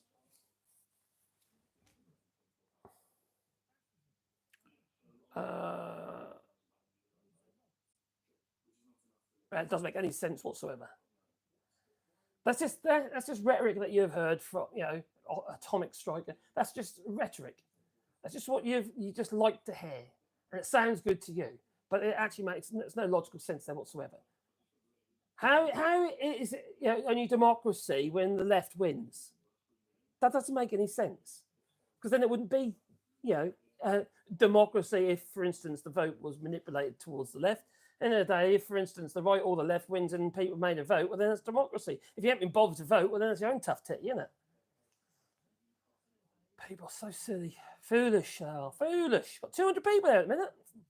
Had like 280 a minute ago. Yeah, the lack of education funding, yes, and lead poisoning, yes. To be fair, it's actually quite a bit of that. Finally resulted in American people having no clue what they are voting for, which is exactly what the Republicans wanted. Yes, that's how you control people, is by, well, you either make them ridiculously poor, or you don't educate them. Now, during the days when slavery was a thing, and then we decided to pay off the slavers and only finished paying for it recently, which just seems absolute madness, but there you go. You know, and we're not happy to give any kind of, or even say sorry even to those who's from slave families. And those people who went through all that hell on ships and what have you, you know, brought to the United States or the United Kingdom or other places, and France as well. France is not, you know, there were slaves here, but those people, right, in the United States, when they weren't allowed to have an education. So black Africans, what have you, slaves, weren't allowed an education because they could control them. They knew that you could read, oh, there, you're at risk because you're a danger. They want us all to be serfs. They want to control us. It sounds like conspiracy theory, but no, it's simple people are easy to control and easy to fool. We've seen it so much. We had it in the United Kingdom. We had it with ordinary people who, you know, maybe they didn't have a clear education, or they were quite happy to follow the tropes because they, you know, they like the sound or the cut of their jib and what have you, or, you know, the fluffy hair of Boris Johnson. You know, it's those people are easy to fool and either bring on side. You know, they're just simple people. You know, they just like the sound of it. Oh, he's funny. Boris Johnson was funny. Donald Trump is funny, and then they go and drink some bleach.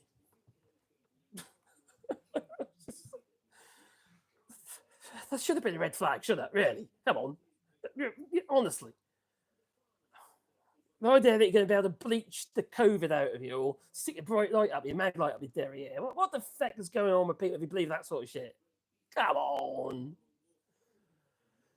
Oh. Hello, number 3. Well, I see you'll be making more videos, mate. We get to know of very few facts. Nearly all information is derived from some other source, usually Murdoch, for instance, controlling the media. There's a lot of facts out there, actually. There's a lot of stuff is just common sense. You can find out pretty much anything if you look at the right places. Just because people like Murdoch only put the stuff in the front pages that suits his narrative or his agenda, well, then, quite frankly, you're fighting a losing battle. The problem is people don't have time to look, to do the right research until after the fact. You know, we've got the internet now. Quite huge amounts of information there, but also misinformation. So if you're not educated enough or if you're full of hate, well, then, quite frankly, you're going to go what feeds you, what makes you even more riled up, maybe.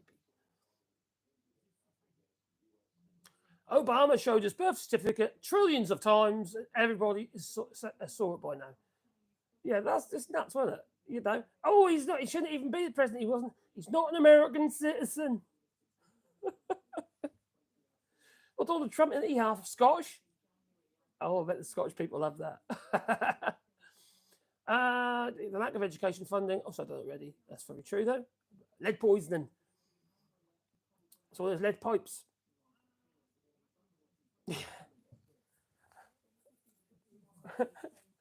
Pops from Kenya. Saudis gave Musk a load of dosh. Yep. They sell oil and he builds electric cars. No hidden reasons. Oh, of course not. There was a landslide happened because Americans are tired of Democrats' bullshit, says Atomic Strike. Oh, dear. Don't get me wrong, I'm not making excuses for the Democrats. It's all about the least worst choice. And that, Kamala Harris, is what I say, she was the least worst choice. What other choice you got? You know? That's why you got these Tea Party systems, what are you? Same problem we've got in the United Kingdom. You know, everyone voted for Labour, we're going to got the 80-seat majority because they were the logical option, the least worst choice, and the most likely to knock the Tories off their pedestal. But people are voting for someone like, if you're just voting because, you didn't like something that about the Democrats, well, then it's just based on a feeling. It's just nuts. It's not logic. You've only got to listen. Actually, if you can work out what comes out of Donald Trump's mouth, it doesn't make any sense half the time. He doesn't breathe in between his sentences, and he doesn't structure a sentence. It's just verbal diarrhea. You know. Education is very important, though, Beckley. Definitely, very, very important. I might not look like it, but I do have a degree. So there, I've got 17 distinctions. I did. Mini Intro says, never loved Trump. Elon is an idiot, yes. Elon Musk was actually a really clever bloke, but something's happened to him. So, is it since his son's now a girl, son's now a woman, trans, apparently got the woke mind virus, he said. Horrible man, disowned his daughter now. It was his son. It must be quite confusing sometimes. A friend of ours actually, it's got a trans son, and someone's got to remember. It's easy now because she is now he looks like a boy now, It's just had a lot of hormone stuff or something and had the boobs removed. Oh, crikey, that is pretty severe, isn't it? I have to be a very ugly man, but looks like a man. Looks like Matt Gates.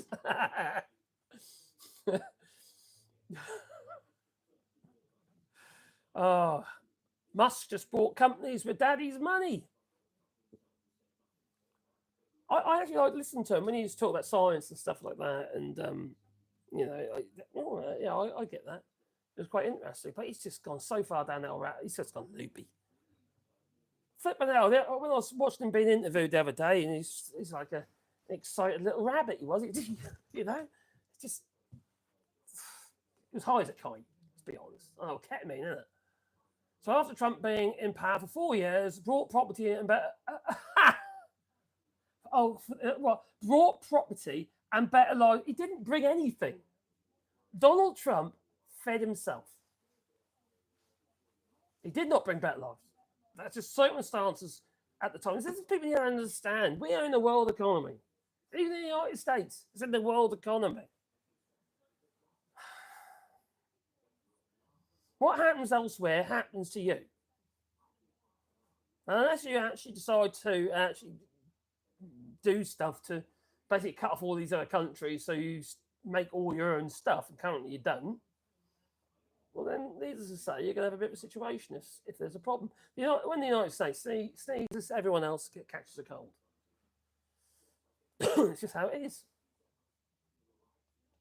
You've got to make the best of what you got and blame everybody else when your lot in life goes to pot. And don't forget, you had the pandemic, and then in the United Kingdom, we also had the pandemic. We had blatant Brexit, which has screwed us big time. And then they got the war in Ukraine, where pushing up energy prices and stuff. If you think about it, Biden's had a huge amount of shit to deal with.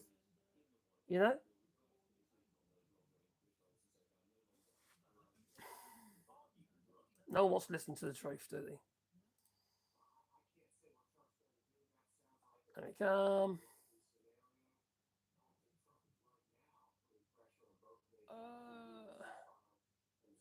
Debate via chat, text tends not to work well. There's a limited information for our brains to process. That's very true. There's sort of a debate going on, I suppose. Atomic Strike, and there's a couple others on there as well. Just like some. But it doesn't mean nasty, you know, for each other. No, we don't want that in the chat. If you do that, you'll be gone. Simple as that. What media narrative? Oh, Gabriel says, okay. Spank the monkey. What the fuck are you? Okay, spank the monkey. Spank the monkey. Okay, spank the monkey. Okay, sorry, but I beg to disagree with you all shorts regarding Elonia, being clever. He never was or has been. He's a nepo baby. I just like listen to him. Through pump and dump schemes. Yes, he's done that. Left several times. And stealing others' ideas. He did that as well. Yes. Well, also with the guy he's working with regarding PayPal. Was it PayPal? Can't remember now. He's definitely gone down a rabbit hole. You know, he's something not right with him there. Elon Musk and Donald Trump, apart from being narcissistic sociopaths, their ideas are opposed. Oh, and apart from obviously scooping up Hispanics and what have you and stick them in the mincer, that sort of thing, you know, and maybe allowing the disabled just to die. You know, that's the only thing I've really got in common. Elon Musk wants to cut federal spending. Donald Trump wants to borrow more money. Elon Musk, he wants to cut federal spending so we can reduce the national debt, or so you can reduce the national debt. How are those two? How do they mesh? They don't. Doesn't work. They're going to be a loggerheads. Now, there's people when they're at Mar-a-Lago who are already, Republicans. They're sick of flipping Elon Musk. That reminds me of when we had, oh my God, I forgot his name already now, bloody hell. Dominic Cummings and Boris Johnson. Yeah, Dominic Cummings wasn't anyone elected. He was just someone brought in by Boris Johnson. And everyone used to say that Dominic Cummings was the one controlling the government, so to speak, coming up with all the ideas. And it's kind of what you could say was happening in the United States with Donald Trump and Elon Musk. But Donald Trump is not going to listen. Donald Trump doesn't listen to anybody. He only listens to Donald Trump. He ain't interested in his advisors and stuff. He thinks he knows them. How many times he caught himself out and he had to retract something he said the day after or make some sort of excuse? Say, I was joking or something, he said. How many times has he done that, Donald Trump? He got caught out. Got made to look a fool, like, for instance, the bleach. You know?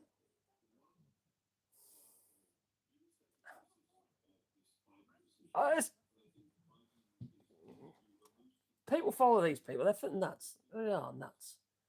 I'm sorry, Mr. Atomic Strike and whoever else was on there. You're nuts. Okay? You're nuts. Crazy. Absolutely crazy. Give it 6 months, says Alastam. Yeah, give it 6 months with Trump and Elon Musk. I think Elon Musk is going to have to be in a different office somewhere right out of the way. You know, probably on his little rocket or somewhere, you know. I just can't see them two meshing. This is early days. Trump sees him as a useful fool. That's what Trump thinks. I have your money, 170-odd million. Thank you very much. With his so-called pact, and also personal money he's donated to the Trump campaign.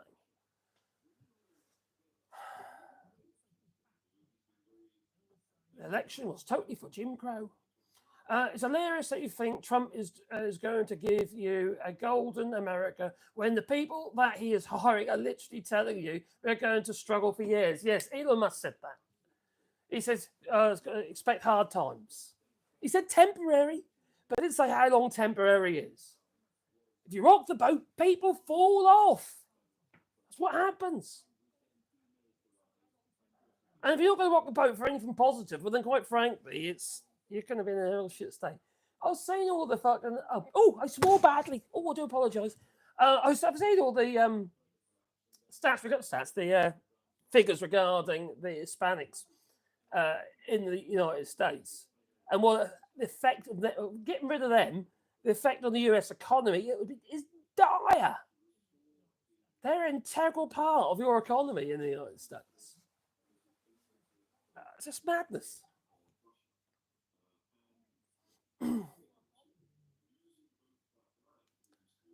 Yeah, you're right there, mate. That is true. Here we come.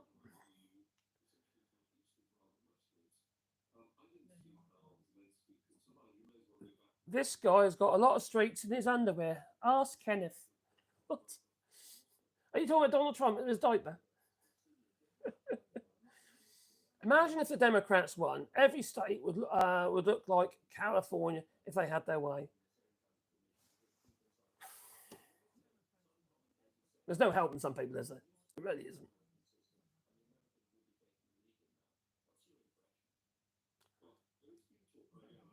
How much does Musk get off of Saudi's huge amount of money? We don't really know, do we? To be honest.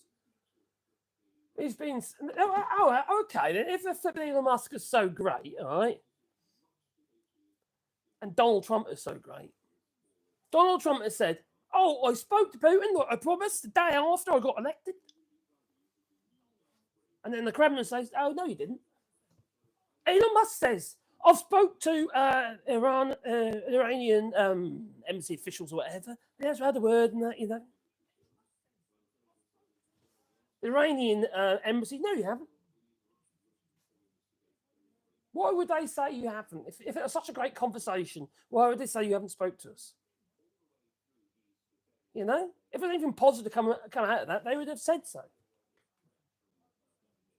It's just little bollocks. They're just lie. They're grifters. That's what they are. They're grifters. And unfortunately, the old MAGAs are, well, they're not real thinkers, are they? Quite gullible. Sorry I said that, but it's true. Stupid is as stupid does. Simple as that. A very wise man once said that while he's fishing for gambas. Shrimps. Go buy myself a shrimp boat. A Bubba. T-Rump won't last a year with his health. I hope not. Oh, did I say it out loud? I do apologise. Anyone who wishes to ill upon the disabled and less fortunate, quite frankly, don't deserve to be breathing air. They don't. Not in my book. I've got a disabled son. I know how difficult it is. You know, you put everything on the line for them, you know. And the same with Fred Trump, you know, Donald Trump's nephew.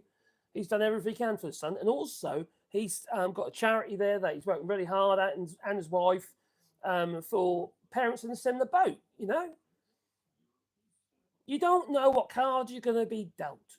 You think that you're going to, you know, if you've got a disabled child, you know, born that way, well, then you don't know, do you? What card is going to be dealt with to you? You don't know if your child's going to be, you know, maybe autistic even or something. You don't know that until later on. It takes ages for that sort of thing to be diagnosed unless it's severe. You don't know. You don't know what card you're going to be dealt. You need a system to protect you. That's why we have, like, for instance, I know the European Convention of Human Rights and what have you, you know, which the UK has signed up to and countries in the EU are signed up to. They're there to protect people from unscrupulous governments. That's why we have international law. That's how we have maritime law, you know? So we're all on the same playing field, especially in international waters. It's not rocket science, is it? Let's be honest. We've got very cold coffee.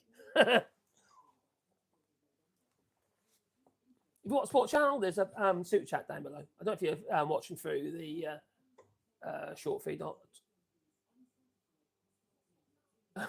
Nice one, Aston. I can actually partially answer that. Oh, good. Oh, Dice, what did Dice say? So you blame others for the shortcomings to your life instead of your own dealings. Oh, what's that saying? Oh, I've missed something here. What have I missed? I'm scrolling up. Blimey, that's a lot of money, Billy Kershaw. I can't see it now. Oh, it's been deleted anyway. Cheers for number 3. Oh, I've got number 3's a moderator as well. Thanks for that, my friend. I do appreciate the moderators on the channel. I think we've got about 5 or 6 now on the channel.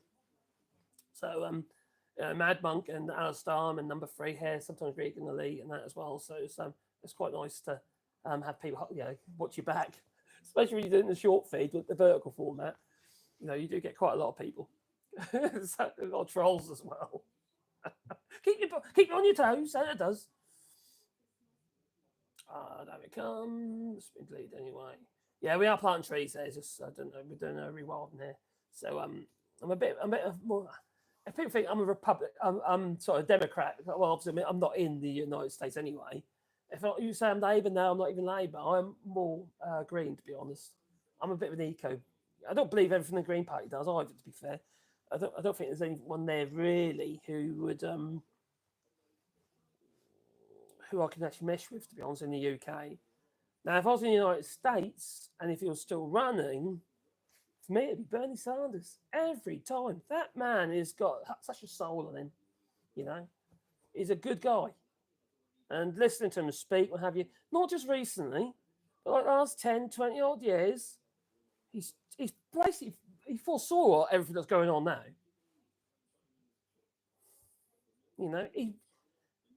Why is it? It's something I never really understood. Even with Jeremy Corbyn, even though I wasn't a big fan of Jeremy Corbyn in the UK, the previous Labour leader, I have to admit I'm very confused why people think it's a bad idea to have a political party or a leader who cares, a socialist. In other words, they care about the people.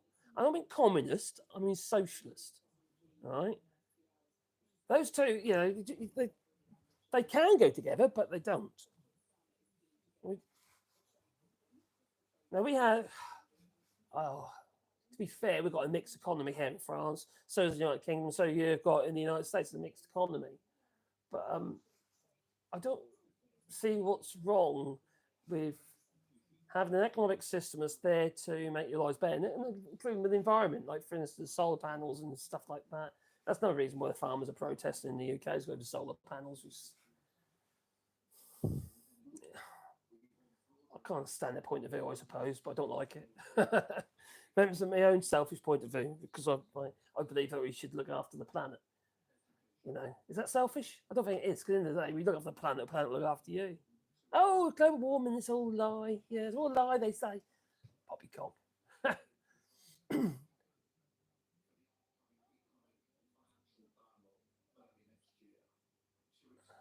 In homes, yes.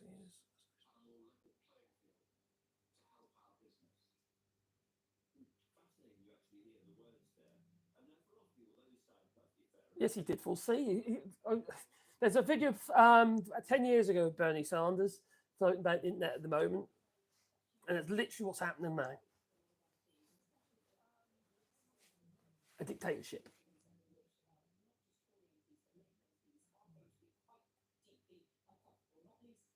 Nice one, Steve McGowan. Yeah, Craig Young, no universal healthcare, education, equal rights, or clean, healthier country. It's best for America. For the people, all right? What's the point of having a democracy if the people in that democracy aren't looked after? What are you voting for?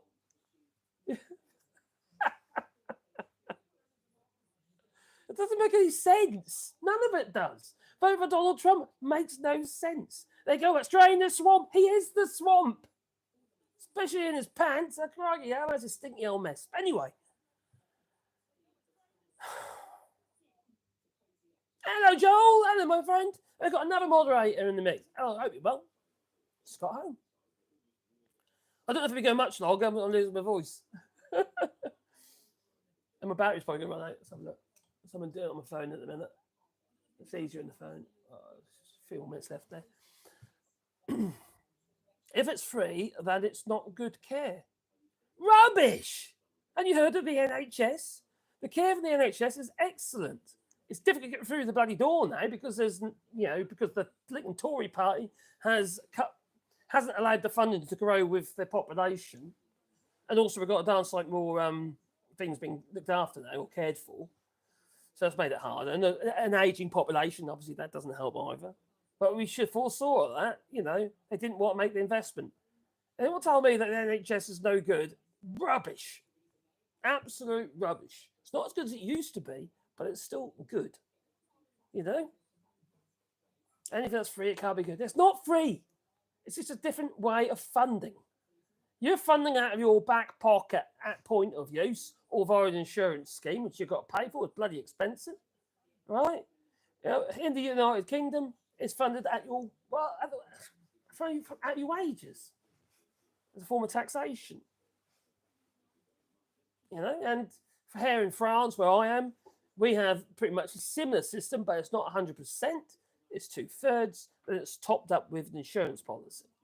Or if, for instance, you don't have enough money, it's then paid by the state, which you have to apply for. It's called a complémentaire.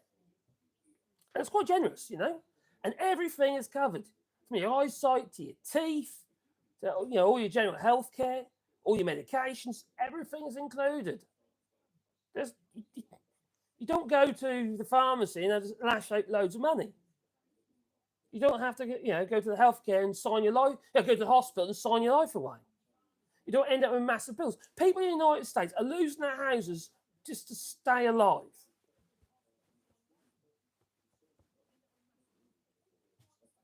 Where there's privatisation, there's a profit. That is their major concern. These companies don't do it to make your lives better. They do it to make more money. It's the capitalist system, and that's what they're doing. The only reason they're in it for is the gain.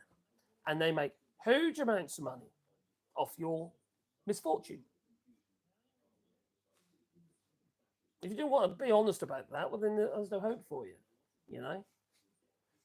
Bernie Sanders is view that all Americans should have access to free healthcare like you got in the United Kingdom, was a moral thing to do, to look after those who can't, do it for themselves. Okay, you could means test it if you like. Maybe those rich buggers, like the Elon Musk, well, they're going to go private anyway, aren't they? It don't really matter, to be honest. You don't need to do anything. Anyone who can afford it is going to go private if you've got excess money. Excess money, it's just, I don't know. It can't be any good if it's free. It's not free. It's just free at point of use. It's prepaid. Oh, don't you have any sun? Yeah, we haven't got any sun now because it's dark.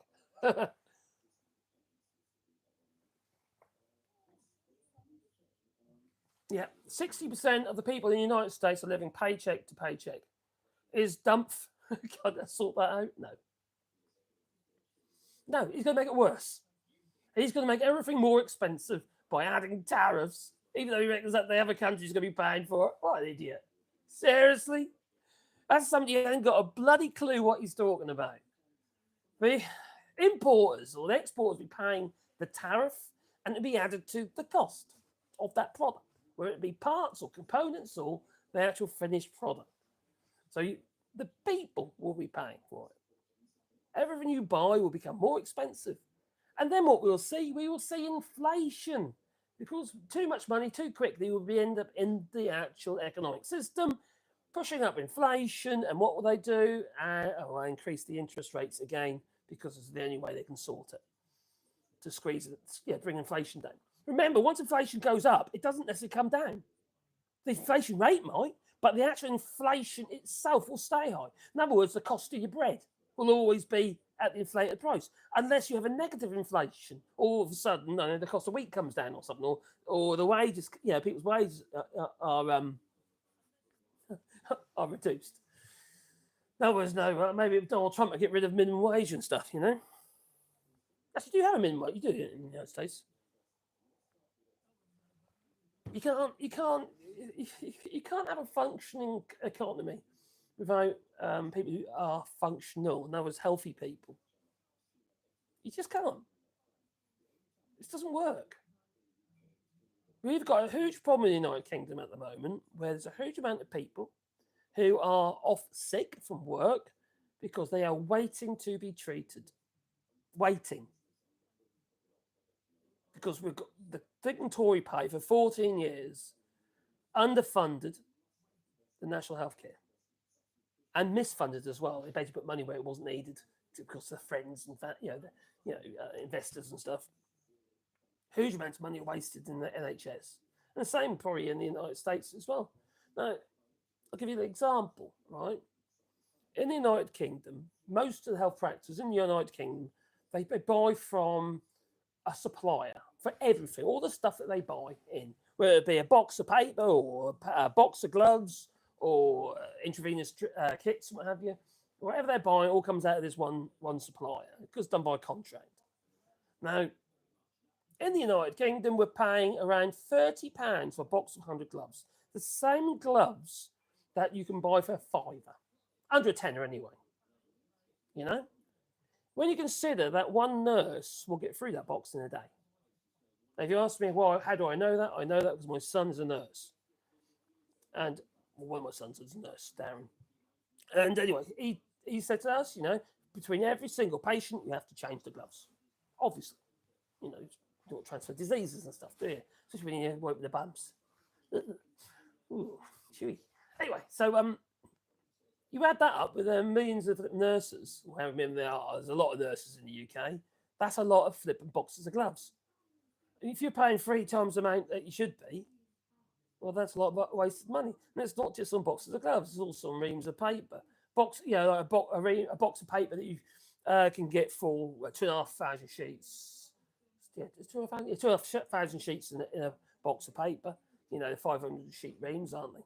You can get a box like that for 15 quid, 15, maybe £20 on it, for good quality stuff. Well, quite frankly, they're paying £70. This is the NHS hospital in Norwich I'm referring to. Okay, that's where I got my figures from. They're paying £70 a box. It's nuts. Why is that? Because it's privatised. Those parts, because of supply for consumables, what have you, are coming from private sources. They have to buy from. They're not allowed to go out there, put money in their pocket, and go to a local, stationery shop and go and buy a box of paper. No, not allowed to. Same happens not just in healthcare. It also happens in other where things have been privatised, such as the museum service. I don't know that. Is that my son is he works for the museum service in Norfolk. He's quite high up there, and they have to buy from this catalogue, whether it be tools, whether it be anything, the sort of stuff you get at local DIY stores and stuff. Whatever they need has to be bought via this catalogue. Otherwise, they get in a lot of trouble because it's via contract. You see, it's a promise that's been made. Now, when he first, about a year or two, he didn't know about this at the time, but he was asked to get some tools, and that which he's supposed to order from this catalogue. Well, he went to the shop, took some petty cash, and went to the shop and bought everything they needed for about 70 quid, because everything in this catalogue was going to end up costing 500 for pretty much the same stuff.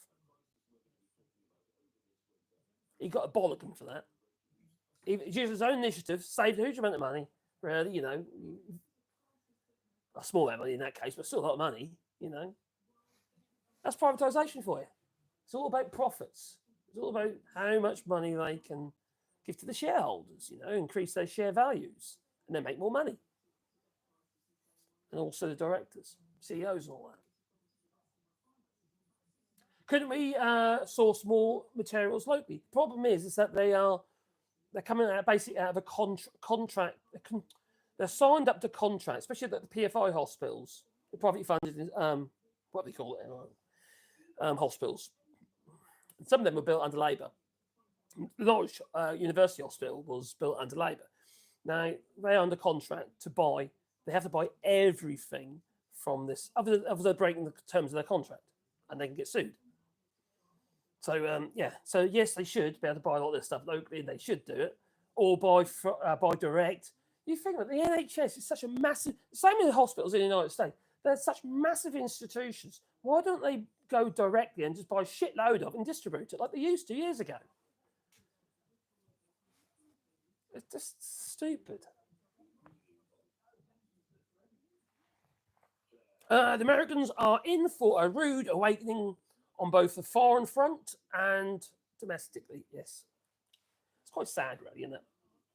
It's quite sad what's happening around the world. You know, companies will pay a ton less to manufacturing products in country. Yeah, more than likely. Especially talking about heavy products, even if it's just paper, for instance, it's heavy. Transportation is going to be expensive. So I'm saying, I don't know, well, Grant Johnson says Americans, it's done already.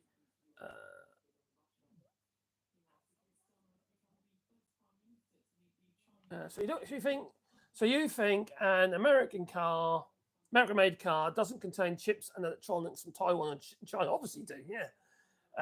China, the majority of electronic products, such as TVs, a lot of them come from South Korea, containing Chinese parts. Oh, they've got the Chinese TCI and whatever. TC1s are TVs. They're Chinese, aren't they? Yeah, Chinese parts include mobile phones and computers. Most of me phones, well, loads of those are my phone. One I'm recording on at the moment. That's probably made in China. It's a Google Pixel. My other phone, which is over here, which is one I prefer to use. This one. This is a OnePlus. It's a Chinese phone. Brilliant phone they are. Chinese. It's just how it is, isn't it? You know. The computer. It's just one of the little tiny compact computers. That's Chinese, made in the PLC. You know, it was surrounded by this stuff. So you can start putting tariffs on anything. It's going to cost you more money.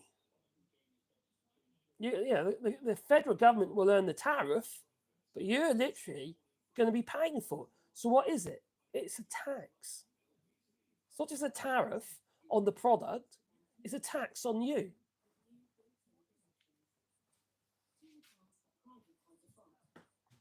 So Donald Trump could probably pay more money to his family members that he's going to put in office.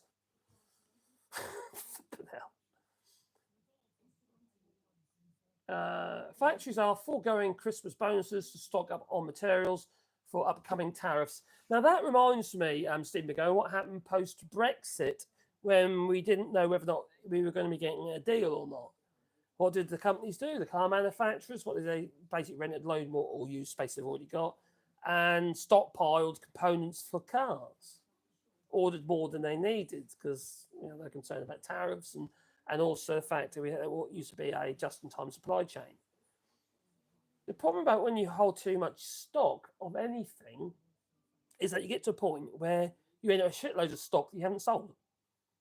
You've moved on, your company's moved on, and loads of stuff you haven't sold. Whereas when you've got just-in-time supply chains, you've got a very more efficient system where the product comes into the factory, ends up straight onto the vehicle or whatever you're making. You don't end up with loads of stock hanging about, which you've got to pay for. So it affects your bottom line, your cash flow.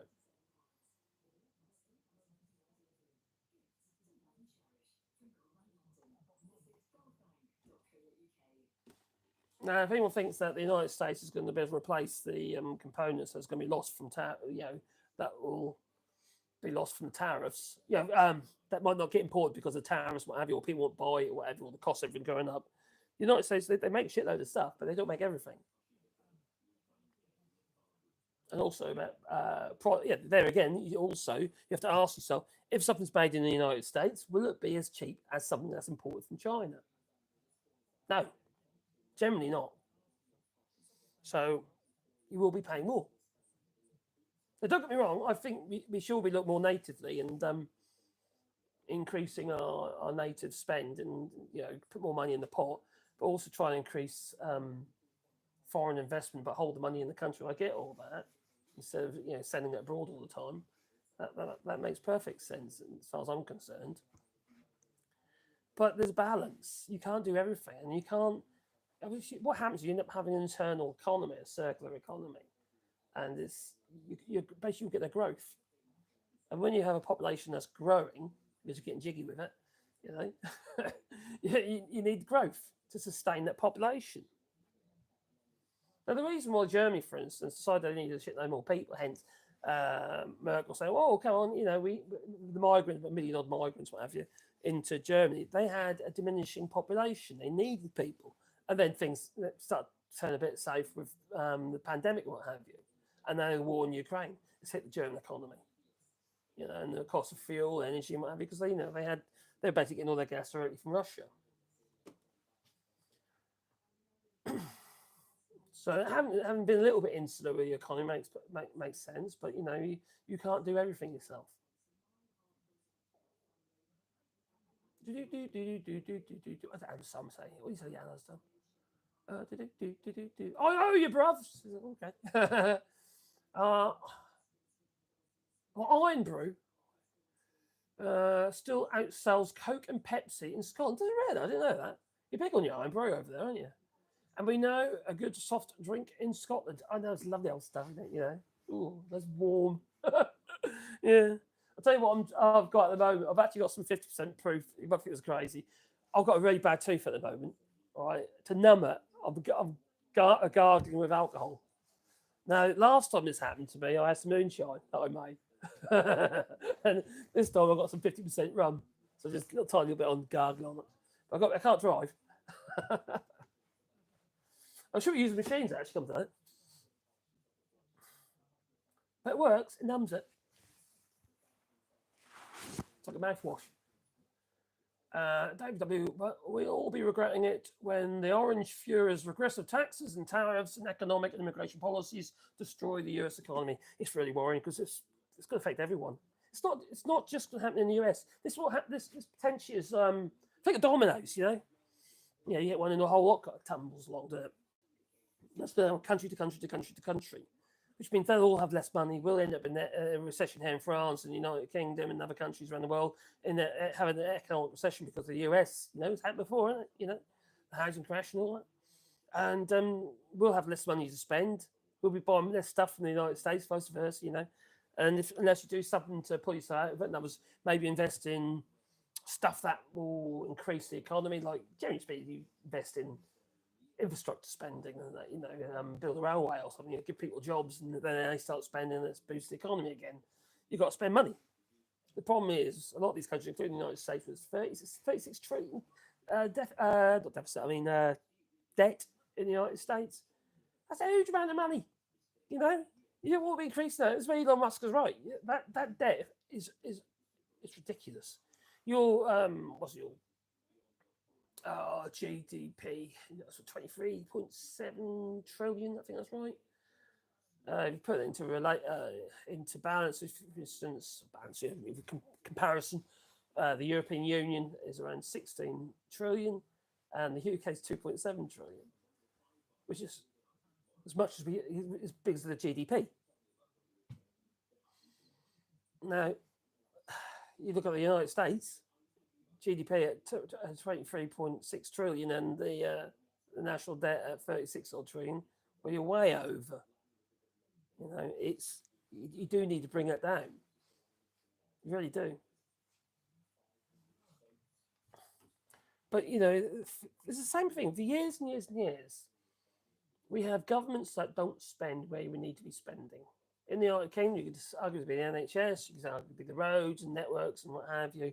And we've overspent on stuff like the HS2. We spent more than it should have cost. In France, they built a railway for a tenth what it cost in the UK.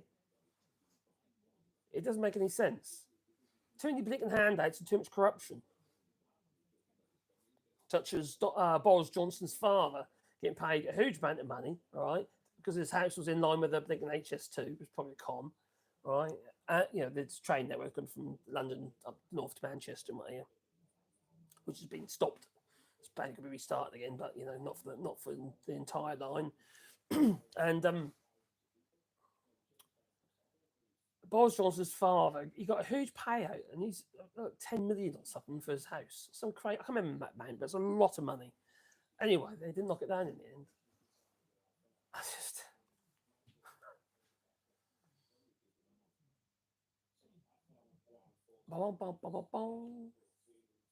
As an American who lives in Europe, I claim to be from Windsor, Ontario.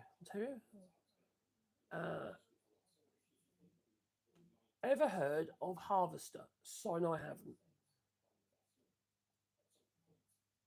Pray for Ukraine. Yes. It's deeply concerning, obviously, what's going on over there. I kind of agree with allowing them to use missiles. What's the point of supplying with missiles and don't let them use them? Doesn't make a lot of sense, does it? You're going to use it on your own territory. Oh, you blow your own bloody country. It's blow up enough as it is, isn't it? There's plenty of military targets they can go for. Will American tourists start claiming they're Canadian? Probably. It's embarrassing, isn't it? But the same in the UK, you know, all the Brexiters and what have you, and the so-called expats, you know. I'm a migrant, all right? I live in France. I was born in the United Kingdom. I moved to France. I work here in France. An economic migrant, if you like. I don't care. I'm quite happy to be called a migrant because that technically is what I am. Expat is just, well, somebody who apparently travels to a country and intends to return at some point. I've got no intention of returning to the United Kingdom. No intention whatsoever. Because I can't now because I buried my dog in the fields. So there's nowhere to leave in. So there you go. Did you know in France you can apply to be buried on your own land?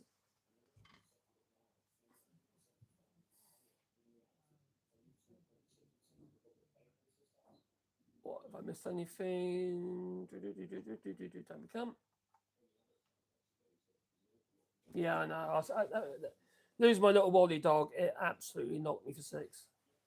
And you just periods of extreme anxiety, you know. And so earlier, I was walking the dog, saw a car, and I was looking for 3 dogs, you know, instead of 2, because Wally wasn't there. And it's just like these little reminders, you know, they really get you. And he was my little buddy, my little Wally. He was the best part of me. He really was. Great little lad. But, you know, in 15, he did well. You know, we gave him a hell of a life. Sport rotten he was. Sport rotten. You know, but, you know, it's getting to the point where we had to give him a lot of medication and what have you. In fact, Anastam on here was helping us out with that, to be honest. It was costing a fortune. You know, we've still got another dogs on medication, but there's only one now. But still, it was hard. And it still is hard, you know. So we're now looking for all the pictures, and that was hard anyway, because we want to make sure we've got more photographs of them up, you know, pictures of them up. I need one of my Wally in my workshop, okay? No, I do. What's the waiting list? What waiting list? What you mean to get treated? Is that what you mean? The waiting list to get treated in France is pretty much what waiting list? It's pretty much as long it's as quick as it is to get the appointment. Now, give it an argument's sake, I've had carpal tunnel syndrome, right? It's basically damage to the carpal tunnel in your hands because we get the pins and needles constantly. You can't sleep and stuff, you know. So anyway, I've had the surgery on both hands. Now, I had the appointment with the doctor in January. I then had then from that, she then referred me to, or give me a prescription, an ordinance, to go to the specialist to see whether or not it's carpal tunnel syndrome or not. And that's funny because they literally connect you up with wires, right? And they got this computer up with software and stuff, and he gives you little shocks. And you're going like this. You've got one a probe in your leg, probes in your hands, and you're constantly doing this, and the chart. See whether or not you've got carpal tunnel syndrome. They can tell you, see if it is that or if it's something else. And anyway, it was carpal tunnel syndrome. From that, I then got my next appointment, which was a week later, to see the consultant. Well, ended up being actually the surgeon. He took out his big book, put it on his desk. This is in Saint John Hospital in near Limoges. It's in Haut-Vienne in France. He took a big book. Okay, is that date okay for you? Right, this is in front of me. Is that date fine? I'm happy with that. We'll do one, and then we'll do the next. Otherwise, you'll be like, you know, 2 bandaged hands. You won't be able to do anything. So he did the first one.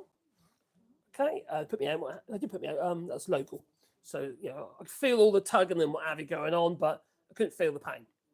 So anyway, they did it, and then I went home the same day. Following day, I got a phone call from the surgeon to ask me how everything was. A bloody phone call. This is unheard of in the UK. And then about 3 or 4 months later, and then because of waiting lists, it's because they weren't given enough time for one hand to heal before they did the other one, and because it's not life-threatening or anything, is it? So, and then they did the second hand. So within, I suppose, 6 months, I had both hands done. you know, and the first one was done within 6 weeks. Yeah, within about 6 weeks. So it was quick. Oh, Alistair, well, cheers, buddy. Let's see that. Wow, oh, come down. Oh, doggy bed fun. Cheers, buddy. Thank you for that. Yeah, that's Sebastian now. He still has his meds. He has Vetmedin and occasionally Dimazole. And what's that one? Oh, blimey, I thought it's called now. Anyway, his meds. And little Pandora, she has to have those painkillers and stuff. So if you use, I thought it was called here, Medicam, not Medicare, Mecacam. Oh, anyway, it's a dog painkiller. I can have Tramadol actually. Tramadol's actually quite safe for dogs. Just don't give them a whole one. Thank you, my friend. Expats or immigrants. I'm an Irish immigrant in Spain. Says good. Hello, Irish immigrant. Hope you're well. I have a thermal mug, or my tea would be stone cold with this strain. Is it because you're too busy?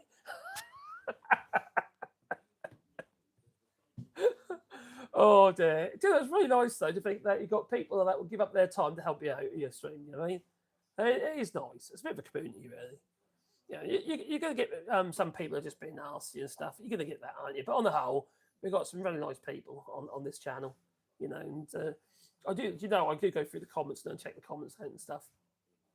And this last week, because I've been finding it a bit hard this last week, I've been a bit emotional because of Dogmatic, have you? And so I haven't made, like, for instance, my woodworking channel, I haven't made many videos now. I just keep welling up. It's just hard. But yeah, it's just one thing. So I've slowed up a minute at the moment. You know, I'll get back on my feet and annoy people.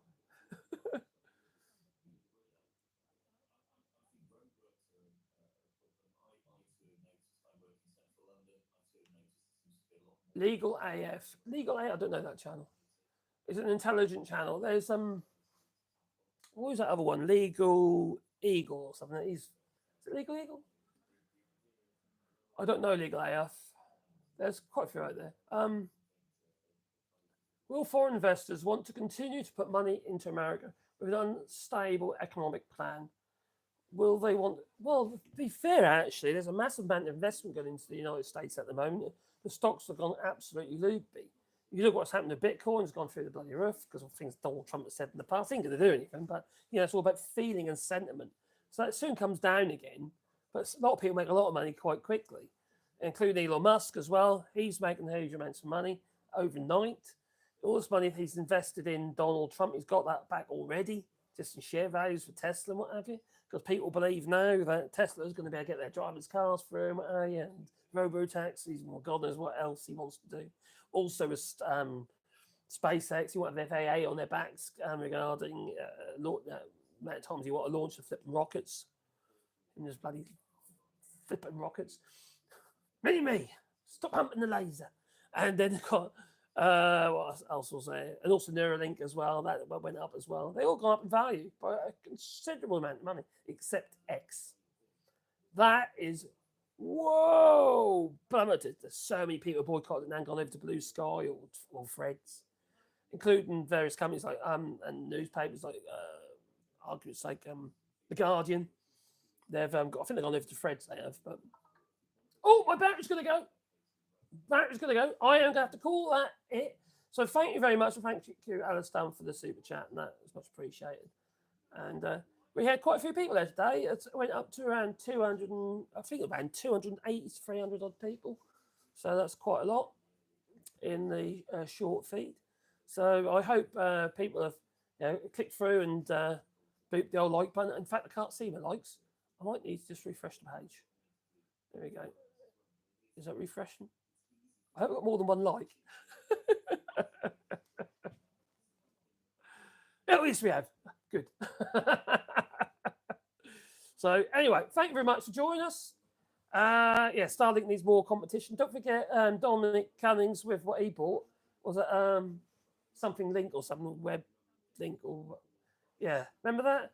when the UK got pushed out but they decided to not take part in the European GPS system, and then Dominic Cummings mistakenly bought a satellite system with your money.